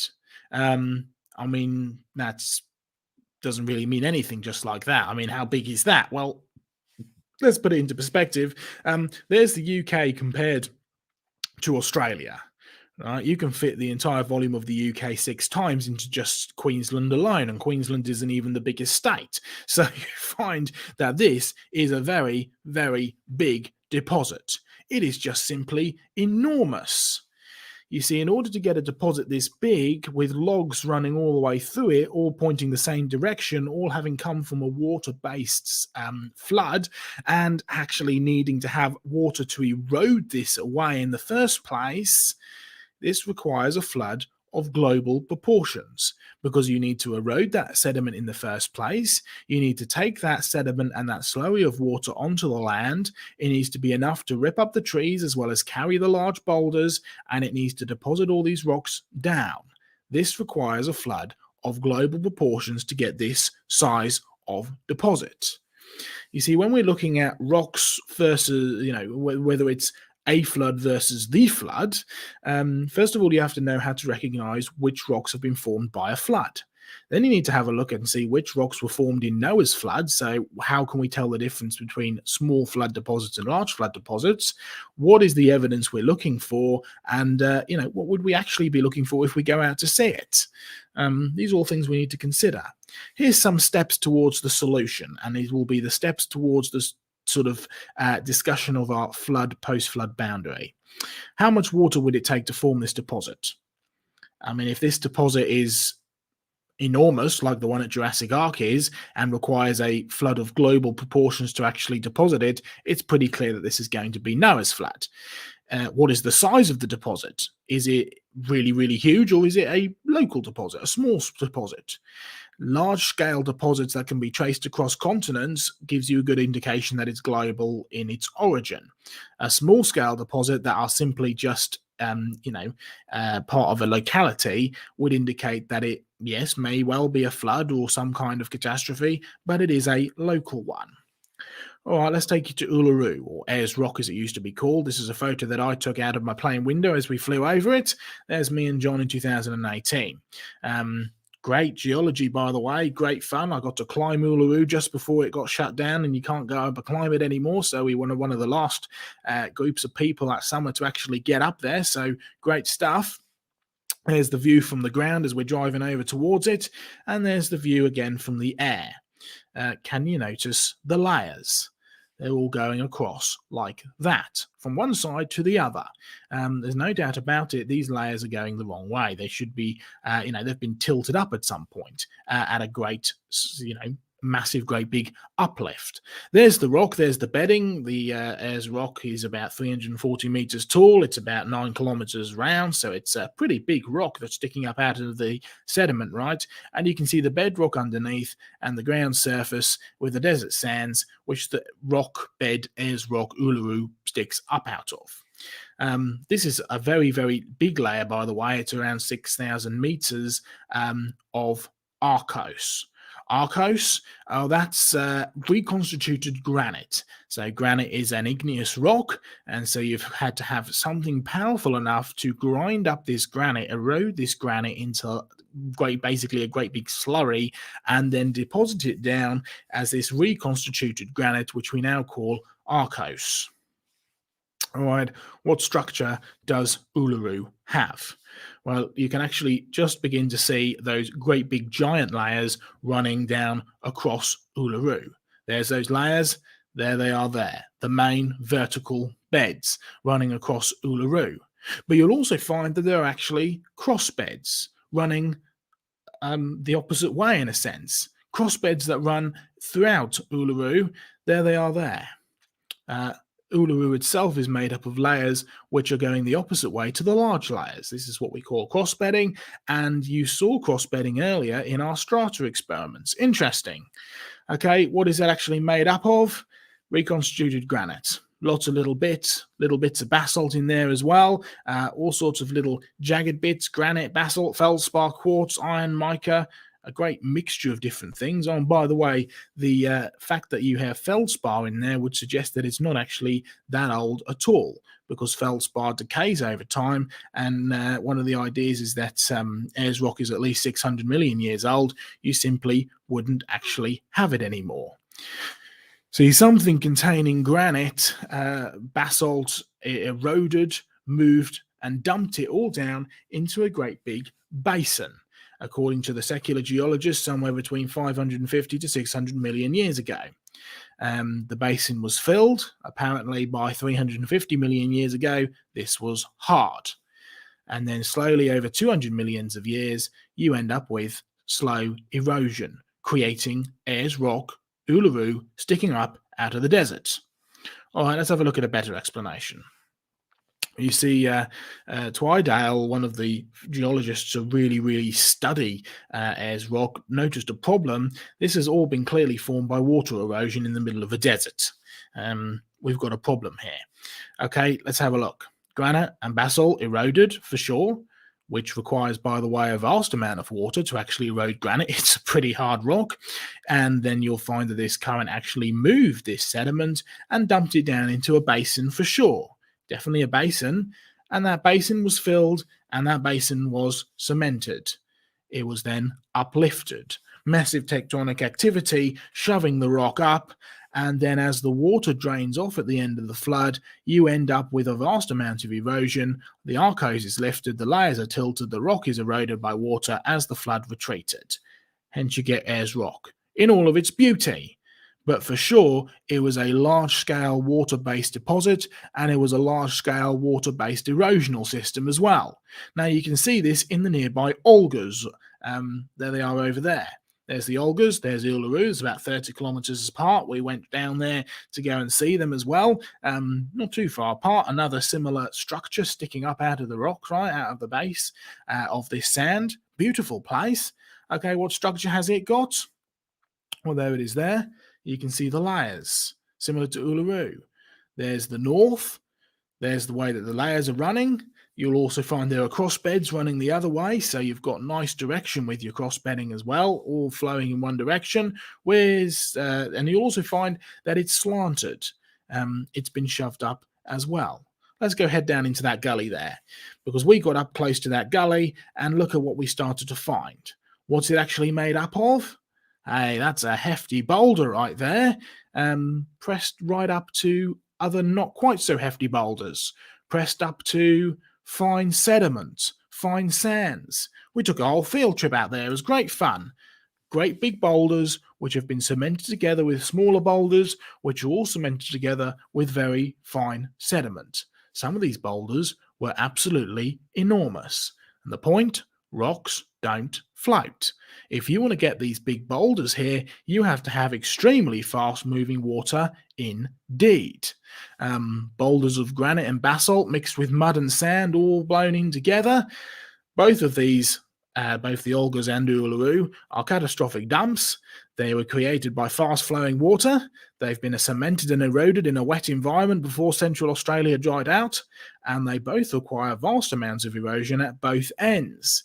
You need massive amount of erosion to actually erode the granite to be able to reconstitute it. And if you want to create all these wonderful rocks and like a massive, great big rock like Uluru sticking up out of the desert sand, you need a massive amount of erosion at the end of its formation as well. Both of these require global volumes of water. Therefore, it's a global flood. Easy, right? We're getting onto a global flood here.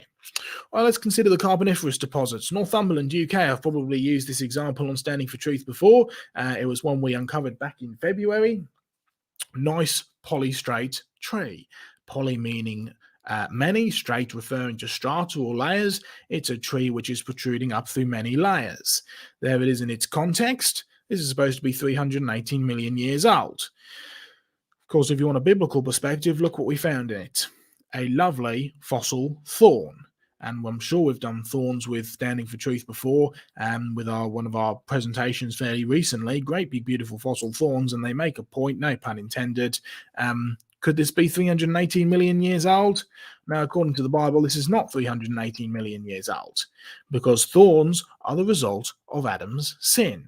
Therefore, thorns came onto the planet after man sinned. Therefore, these could not possibly be 380 million years old. They're actually less than 10,000 years old, according to the Bible. Now, that makes me unpopular with a lot of modern secular geologists, but never mind. Northumberland, polystrate trees. Take you down to Australia, to Newcastle, polystrate trees. Vertical fossil pine trees. Oricaria.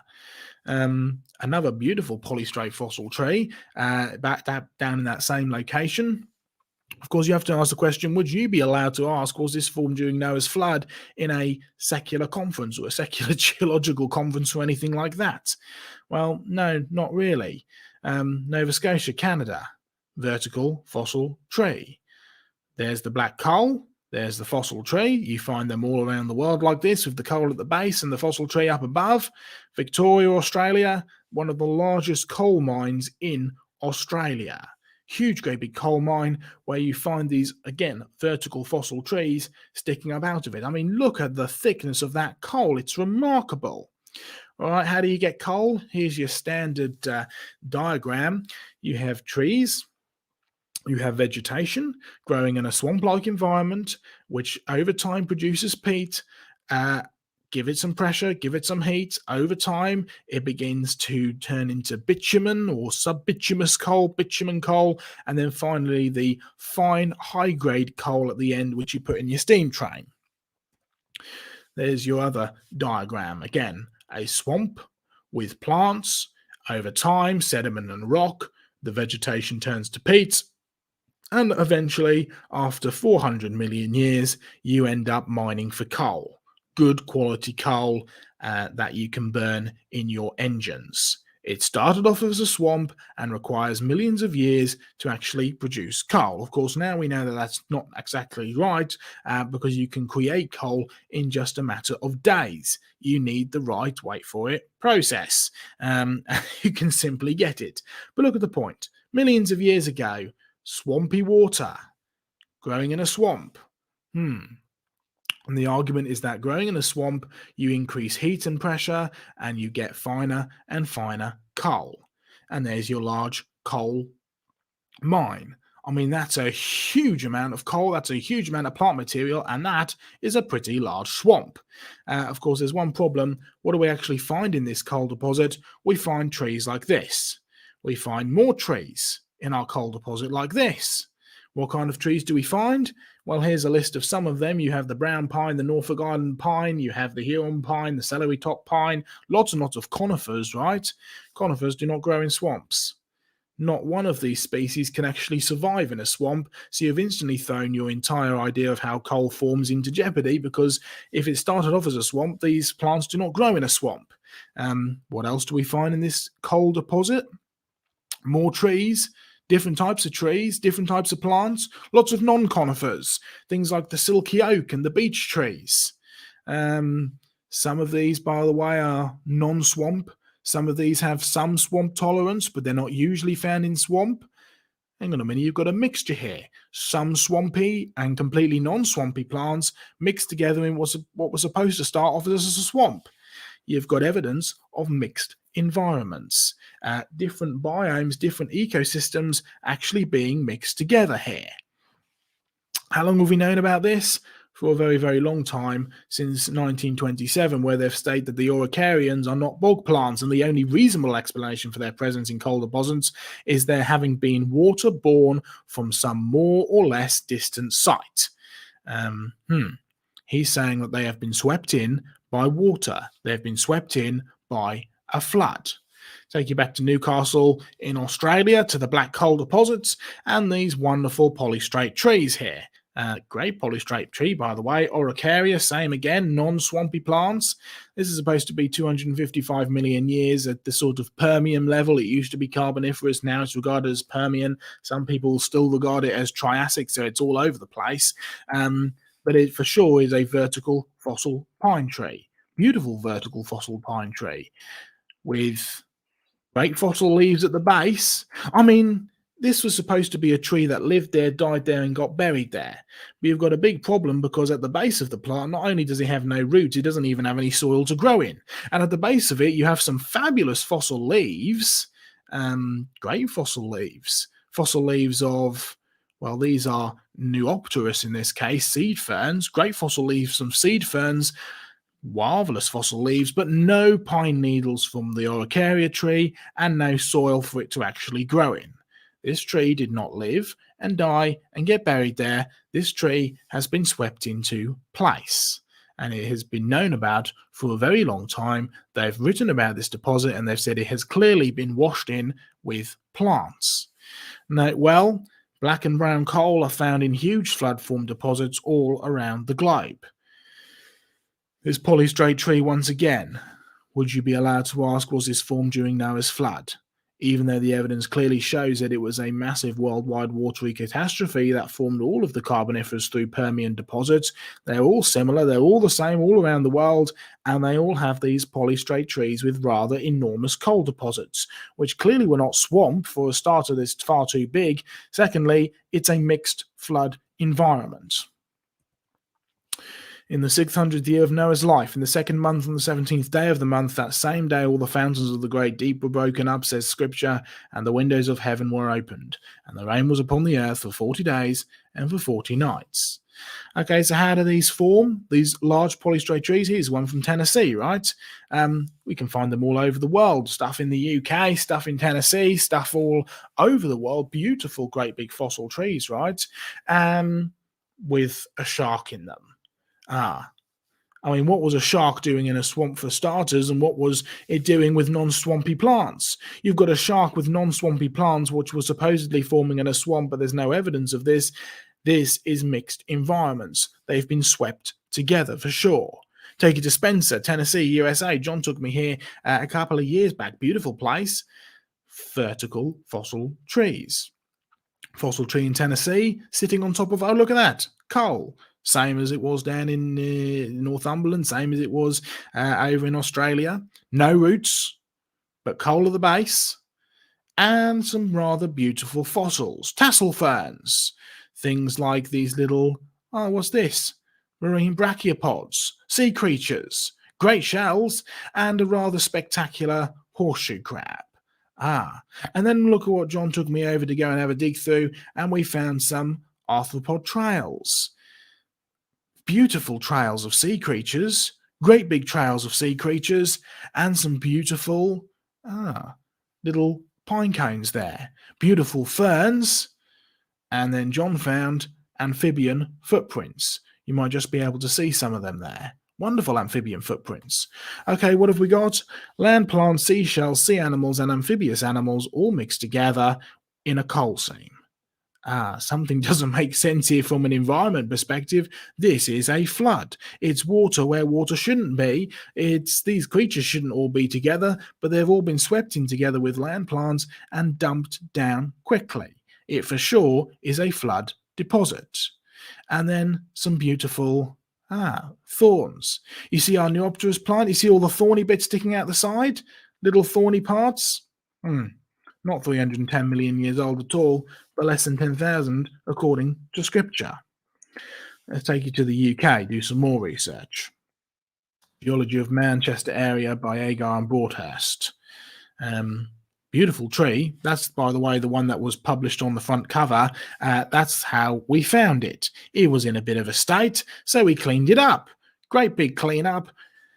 But look what they say. The tree was apparently overwhelmed by flooding. Okay, where's the evidence for that? I mean, they say it's a flood deposit. Where's the evidence? Well, there's the coal. The bark has turned to coal for sure. Great big coal pressed up against it.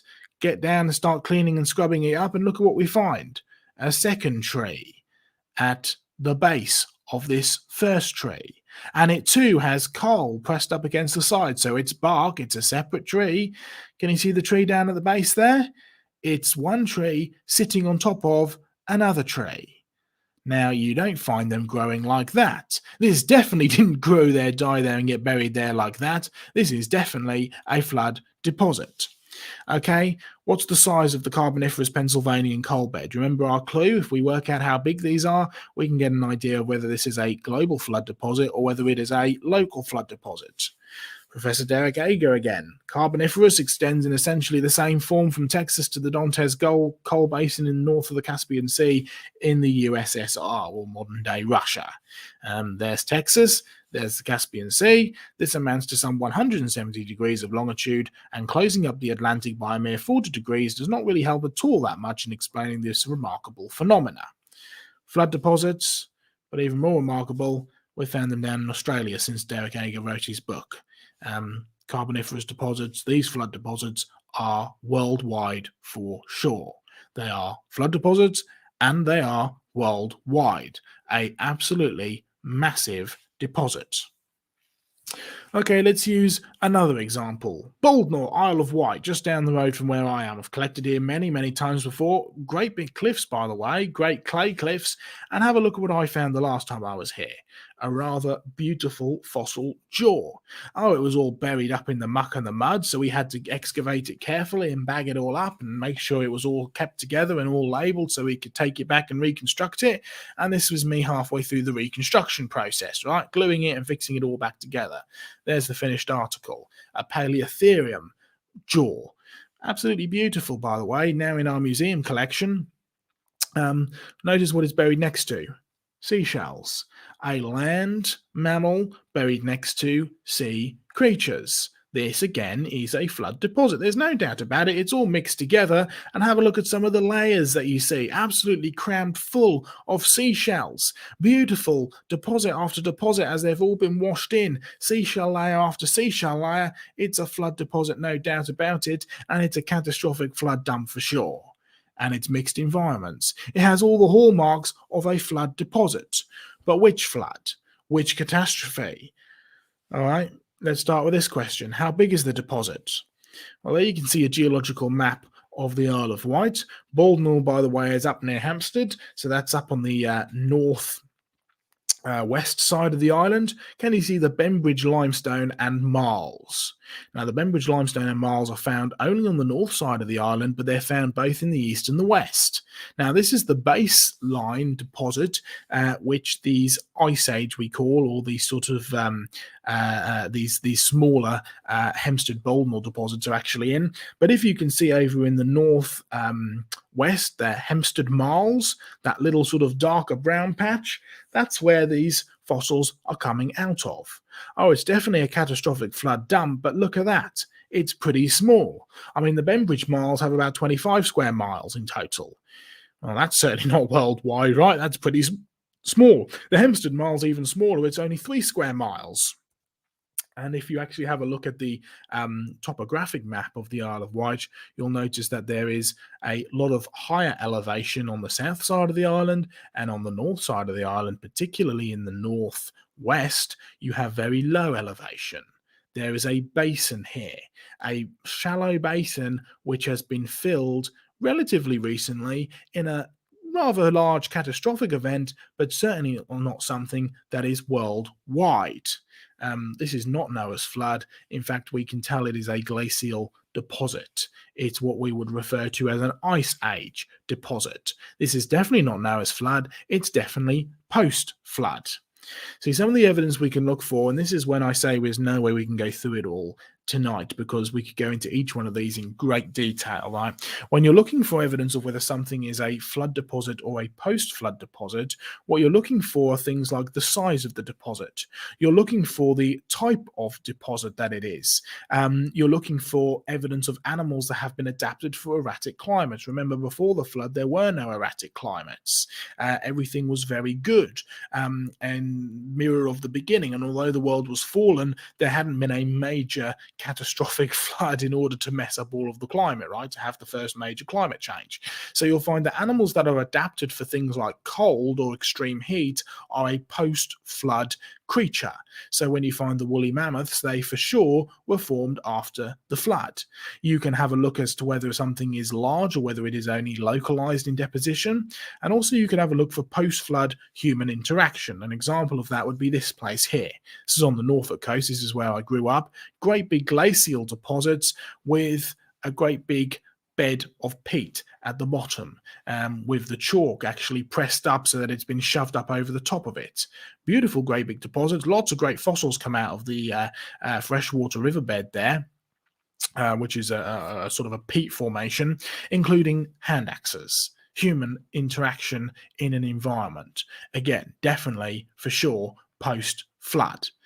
Okay, so these are some of the things that you're looking for when you're looking for flood versus post-flood.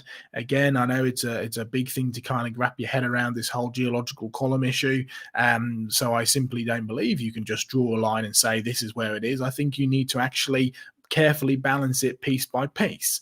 The closest I think we could come to it is sort of the end of the Cretaceous, beginning of the Tertiary, but even that doesn't work on every single level or universally around the globe. And that's why I say you can't just draw a line like this, because it just simply doesn't work. What you actually need to do is evaluate stuff on a one-by-one basis and work out how it actually fits into a flood or a post-flood deposit.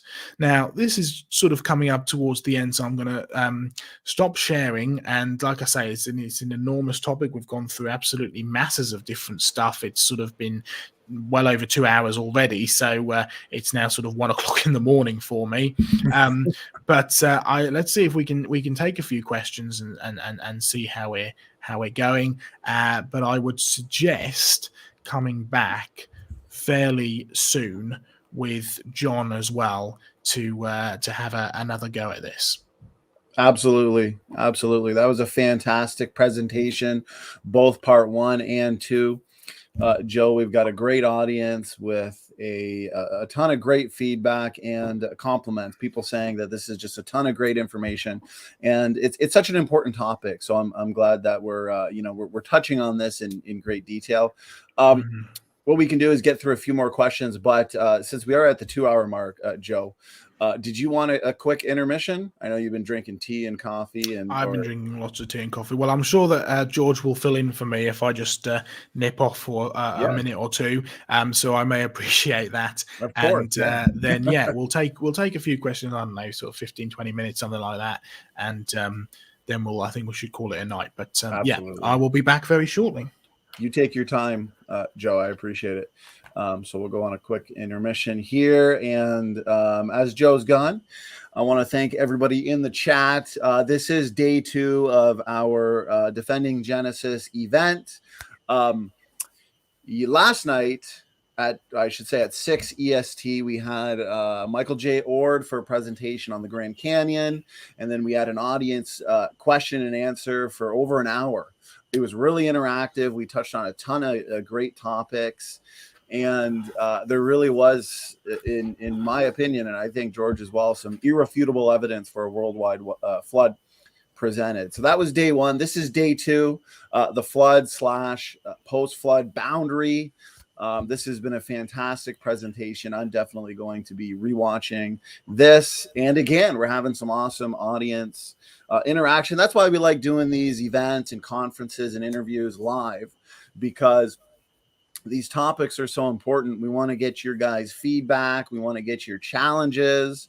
We want these presentations and conferences to be informative, comprehensive, and we want to leave no stone unturned as well. So the event continues tomorrow, day 3, which is the final day. We have John Mackay and Dr. Diane Eager, who will be here for a presentation on how design requires a designer. So that's going to be a lot of fun as well. And again, we're going to have an audience question and answer for that one as well. So make sure you're here. That is going to kick off at the same time, 6 o'clock EST. And we'll go for an hour and a half to 2 hours. So that being said, Joe, glad to have you back, brother. I'm back. A well-deserved break there. You're a champ. You got great endurance. So why don't we take about 15 to 20 minutes of questions, and then we'll call it a night. I know it's late for you over there. So can we cover that question on the ductile behavior of rock that NA presented? Because I remember we covered this in our oil exploration video.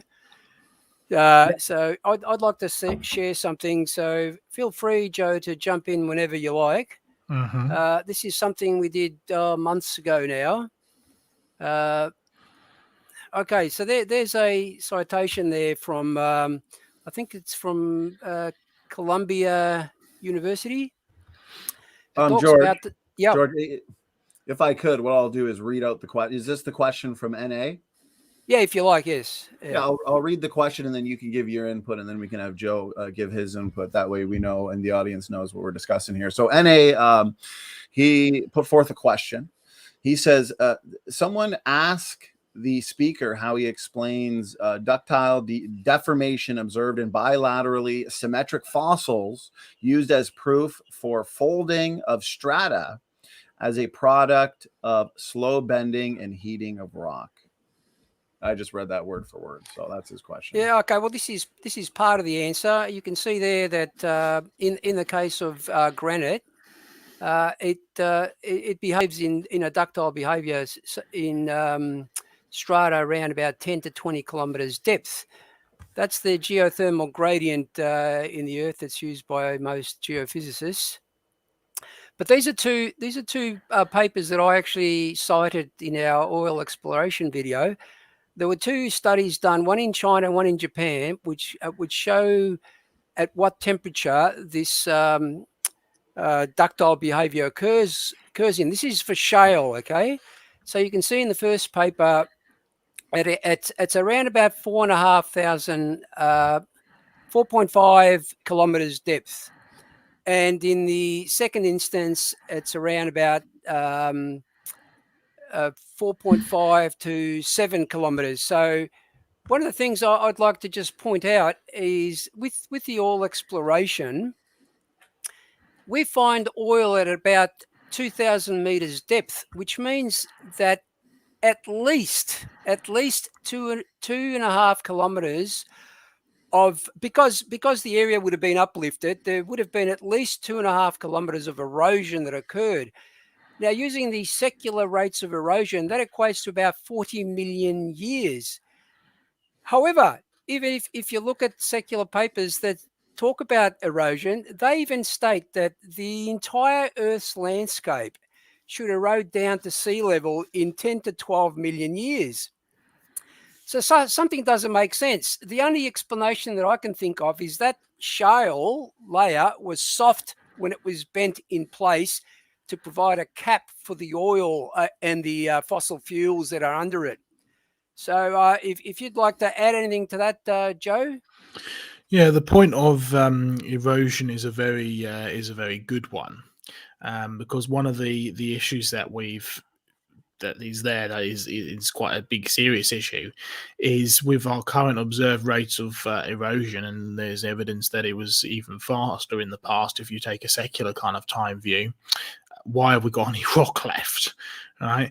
It has to happen. Your deposition has got to happen faster than it actually takes to erode away. It's one of the problems we bring up with Hunt Stanton, right? And we get criticism saying, well, of course it's not going to be a slow regular deposition of 0.002 millimeters per year. And our point is, well, yes, it's got to be faster than that to begin with, because it's got to be faster than the rate of erosion. But what does the fossil evidence actually show you? It was all laid down in one layer, in one deposit, all flowing forward in the same direction. So yes, you can trace up these fossils and these symmetric fossils as it goes, but if you want to say this is over a vast period of time, of especially, I think a lot of time ductile deformation is with like the glaciers, at the front of glaciers, right? Now I've had a lot of work with glacial kind of ridging, if you like, where it's kind of pushed it and shoved it up over in Norfolk. There's a lot of this, and you find it produces two main things.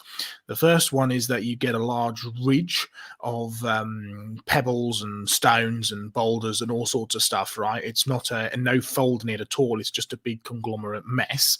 Or you get, in the case of the picture I showed actually a few minutes ago, where you have the chalk, which has become thrusted up over in a massive, great big block that's been shoved up over the glacial deposit. What you don't see in any of this kind of stuff is this bending, slow, bend or fold or anything like this. So I'd agree with you there, George, that it needs to be done while it's still soft. And these are all still in their perfect formation, so they're not sort of they haven't been partially metamorphosed or anything. So yeah, I'd agree with you, especially with the shales and stuff. It has to be done while it's still soft. Yeah. I'm just writing something to someone else, but go ahead, Donnie. Yeah. You can ask another question if you like. Sure. So I've got this question. There's one word here that I am probably going to completely butcher, so I'm going to put it in the live chat and put it up on screen here. This one comes in from Jackson Rowe. I appreciate the question. He says, why are carboniferous lepidodendrons? There we go. I'll say that 10 times fast and you'll be good. Lepidodendrons not found with modern conifers in these log jams made by the flood. Carboniferous lepidodendrons not found with modern conifers in these log jams made by the flood. Okay, in a lot of time, you'll find that there is mixing. So especially in the case of some of these big coal deposits, you'll find lepidodendron fossils or lycopod fossils mixed up with oricarias and so on and so forth. But one of the big reasons I suspect you get differences, because you find them all throughout the different layers, Carboniferous all the way up through to the Jurassic and stuff, right? One of the big reasons that I think you're looking at is what we mentioned earlier when it comes to different biomes. Lepidodendrons seem to require a different environment to what you get your large pine trees and conifers. Now, you certainly do get some mixing, and there's cases of this in places like Newcastle in Australia and up in Nova Scotia and places like this, right, where you get evidences of mixing on a small scale. But if you have these enormous kind of forests which are being ripped up and kind of dumped down, you're going to keep all of the similar biomes in one place. You're going to keep all the similar biomes biomes in one current. They're going to look the same because they've all been ripped up, they've been stripped, and so on and so forth. But that's, I suspect, is the answer that you're looking, or the answer to the question there is the fact that you're dealing with different biomes in different places. And we already spoke about the fact that this can't be a swamp because a lot of it is full of Araucaria. We'll find the same coal in different places. It's the same coal, but it's full of lepidodendrons, which is also it could be argued to be a swampy. They need it to be wet, but again, swampy tends to imply stagnant, and you need to be a very specialized tree to actually cope with that. And lepidodendrons certainly didn't seem to be that. They're the modern club mosses, and the modern club mosses are about that big, and the lepidodendrons were massive, great big trees, right? So you've definitely got change there, but it's devolution, it's not evolution. So I think what we're looking at here are different biomes, different ecosystems, different environments, which are being buried in their sort of different areas. Another great answer, Joe. You really are an encyclopedia of information. So, George, did you want to try and say that word too, George? Sorry, I didn't get that. Sorry. No, I'm just kidding. Go ahead, brother. Did you want to? Oh no, this is probably a good question to end on, because we could go for another hour. Of course. Joe, what evidences are there for the fountains of the deep? A question by Sean Mack. Mm-hmm. Okay. Some people, sort of historically, the fountains of the Great Deep have been viewed as sort of subterranean water breaking up and blasting these big geyser type things out into the air. Now, there certainly seems to be an implication of this when you read scripture, fountains of the Great Deep bursting forward, and so on and so forth, right? Subterranean water which is flooding out over the Earth's surface. Now, there is definitely subterranean water, there's no doubt about that. Then there's a lot of it under there, right? And so it also talks about God turning off the fountains of the Great Deep and so on and so forth. So I suspect that this came into play in some way, this subterranean water flooding out over the Earth's surface. And like I say, there's still plenty of subterranean water there as well. However, what a lot of modern creation geologists are doing, and I agree to them up to a certain point, actually, with a lot of this. There's a phrase out there called catastrophic plate tectonics. Now, John Mackay can remember when they switched from your sort of standard idea into what is known as now plate tectonics, which says that Earth's crust is moving apart, or they move sideways as opposed to moving up and down, right? Catastrophic plate tectonics kind of does a mixture of the both, but what it basically says is that you have major tectonic activity which actually forces the land down and forces the sea floor up. And what you do get there, massive, great big flooding over all of the continents. And that seems to explain it very, very nicely. It also gives a lot of good explanation to the kind of the speed of the flood and the effects of the flood and the destructive effects of the flood as well. And so you'll find that if you go on to Institute of Creation Research, had a guy, Dr. John Bumgardner, who did some great work. So if you check out ICR's page and search for catastrophic plate tectonic CPT or something like that, you'll find a lot of very, very technical geophysical information on there as well. So there's plenty of evidence, even just in the sense that there's subterranean water for sure.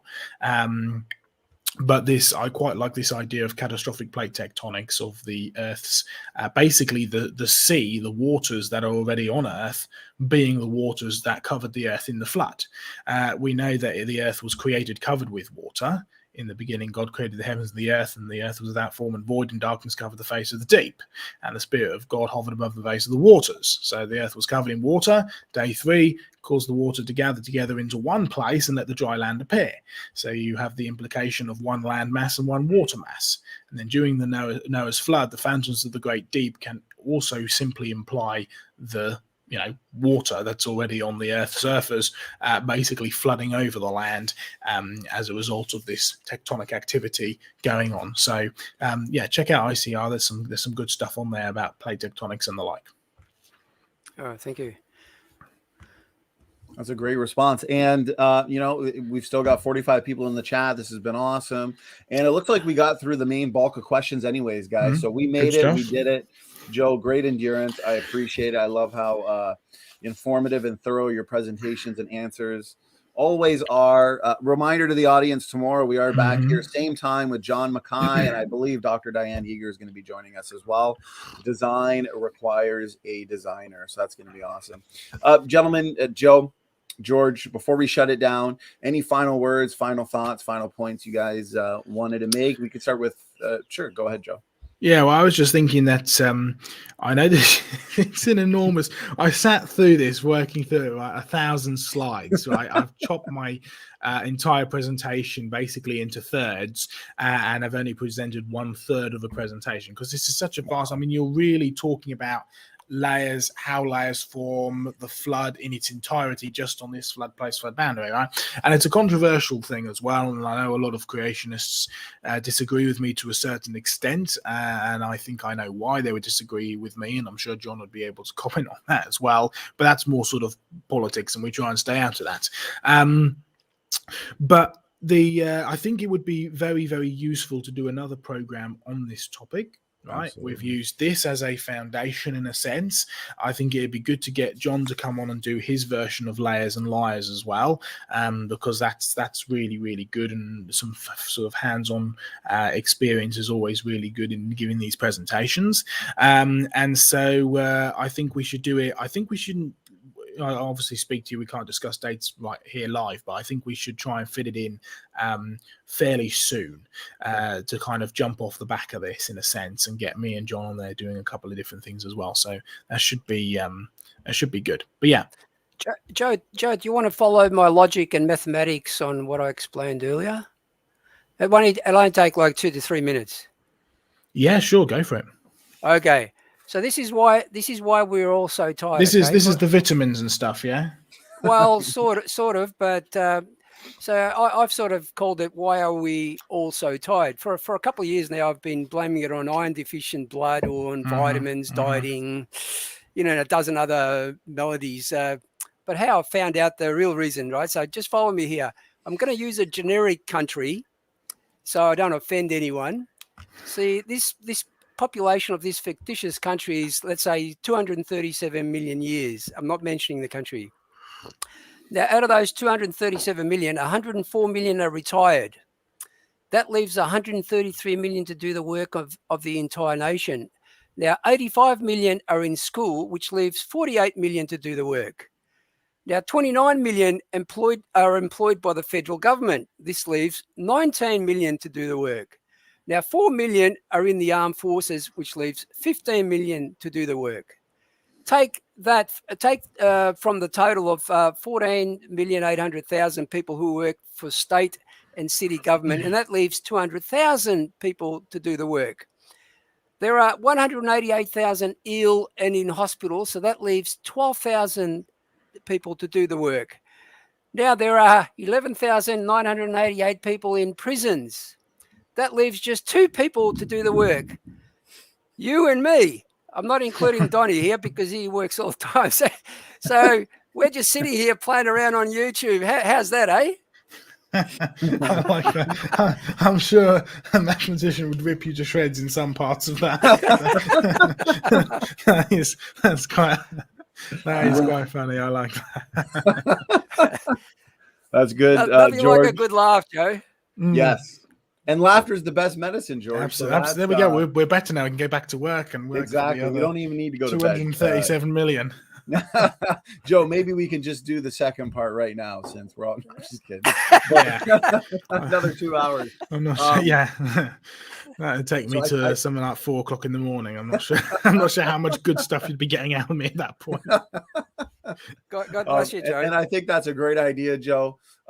This presentation, 2.5 hours, set the foundation for this topic, and hopefully we can set up a second part soon, as it is. It'll be fresh in everybody's mind. So, again, Joe, I really appreciate all the time that you give us, even when it's really late where you are. So God bless you. It's a pleasure. Andrew Kaufman gives a super chat, says, thank you, Joe Hubbard. Awesome lecture. God bless Team SFT. Please check the description box for all the necessary links for creation research and all the past presentations they've done with us. Check out their websites and subscribe to their channel. So that being said, we'll see everybody tomorrow, same time at 6 o'clock. Thank you for tuning in. God bless everybody. Standing for Truth is out.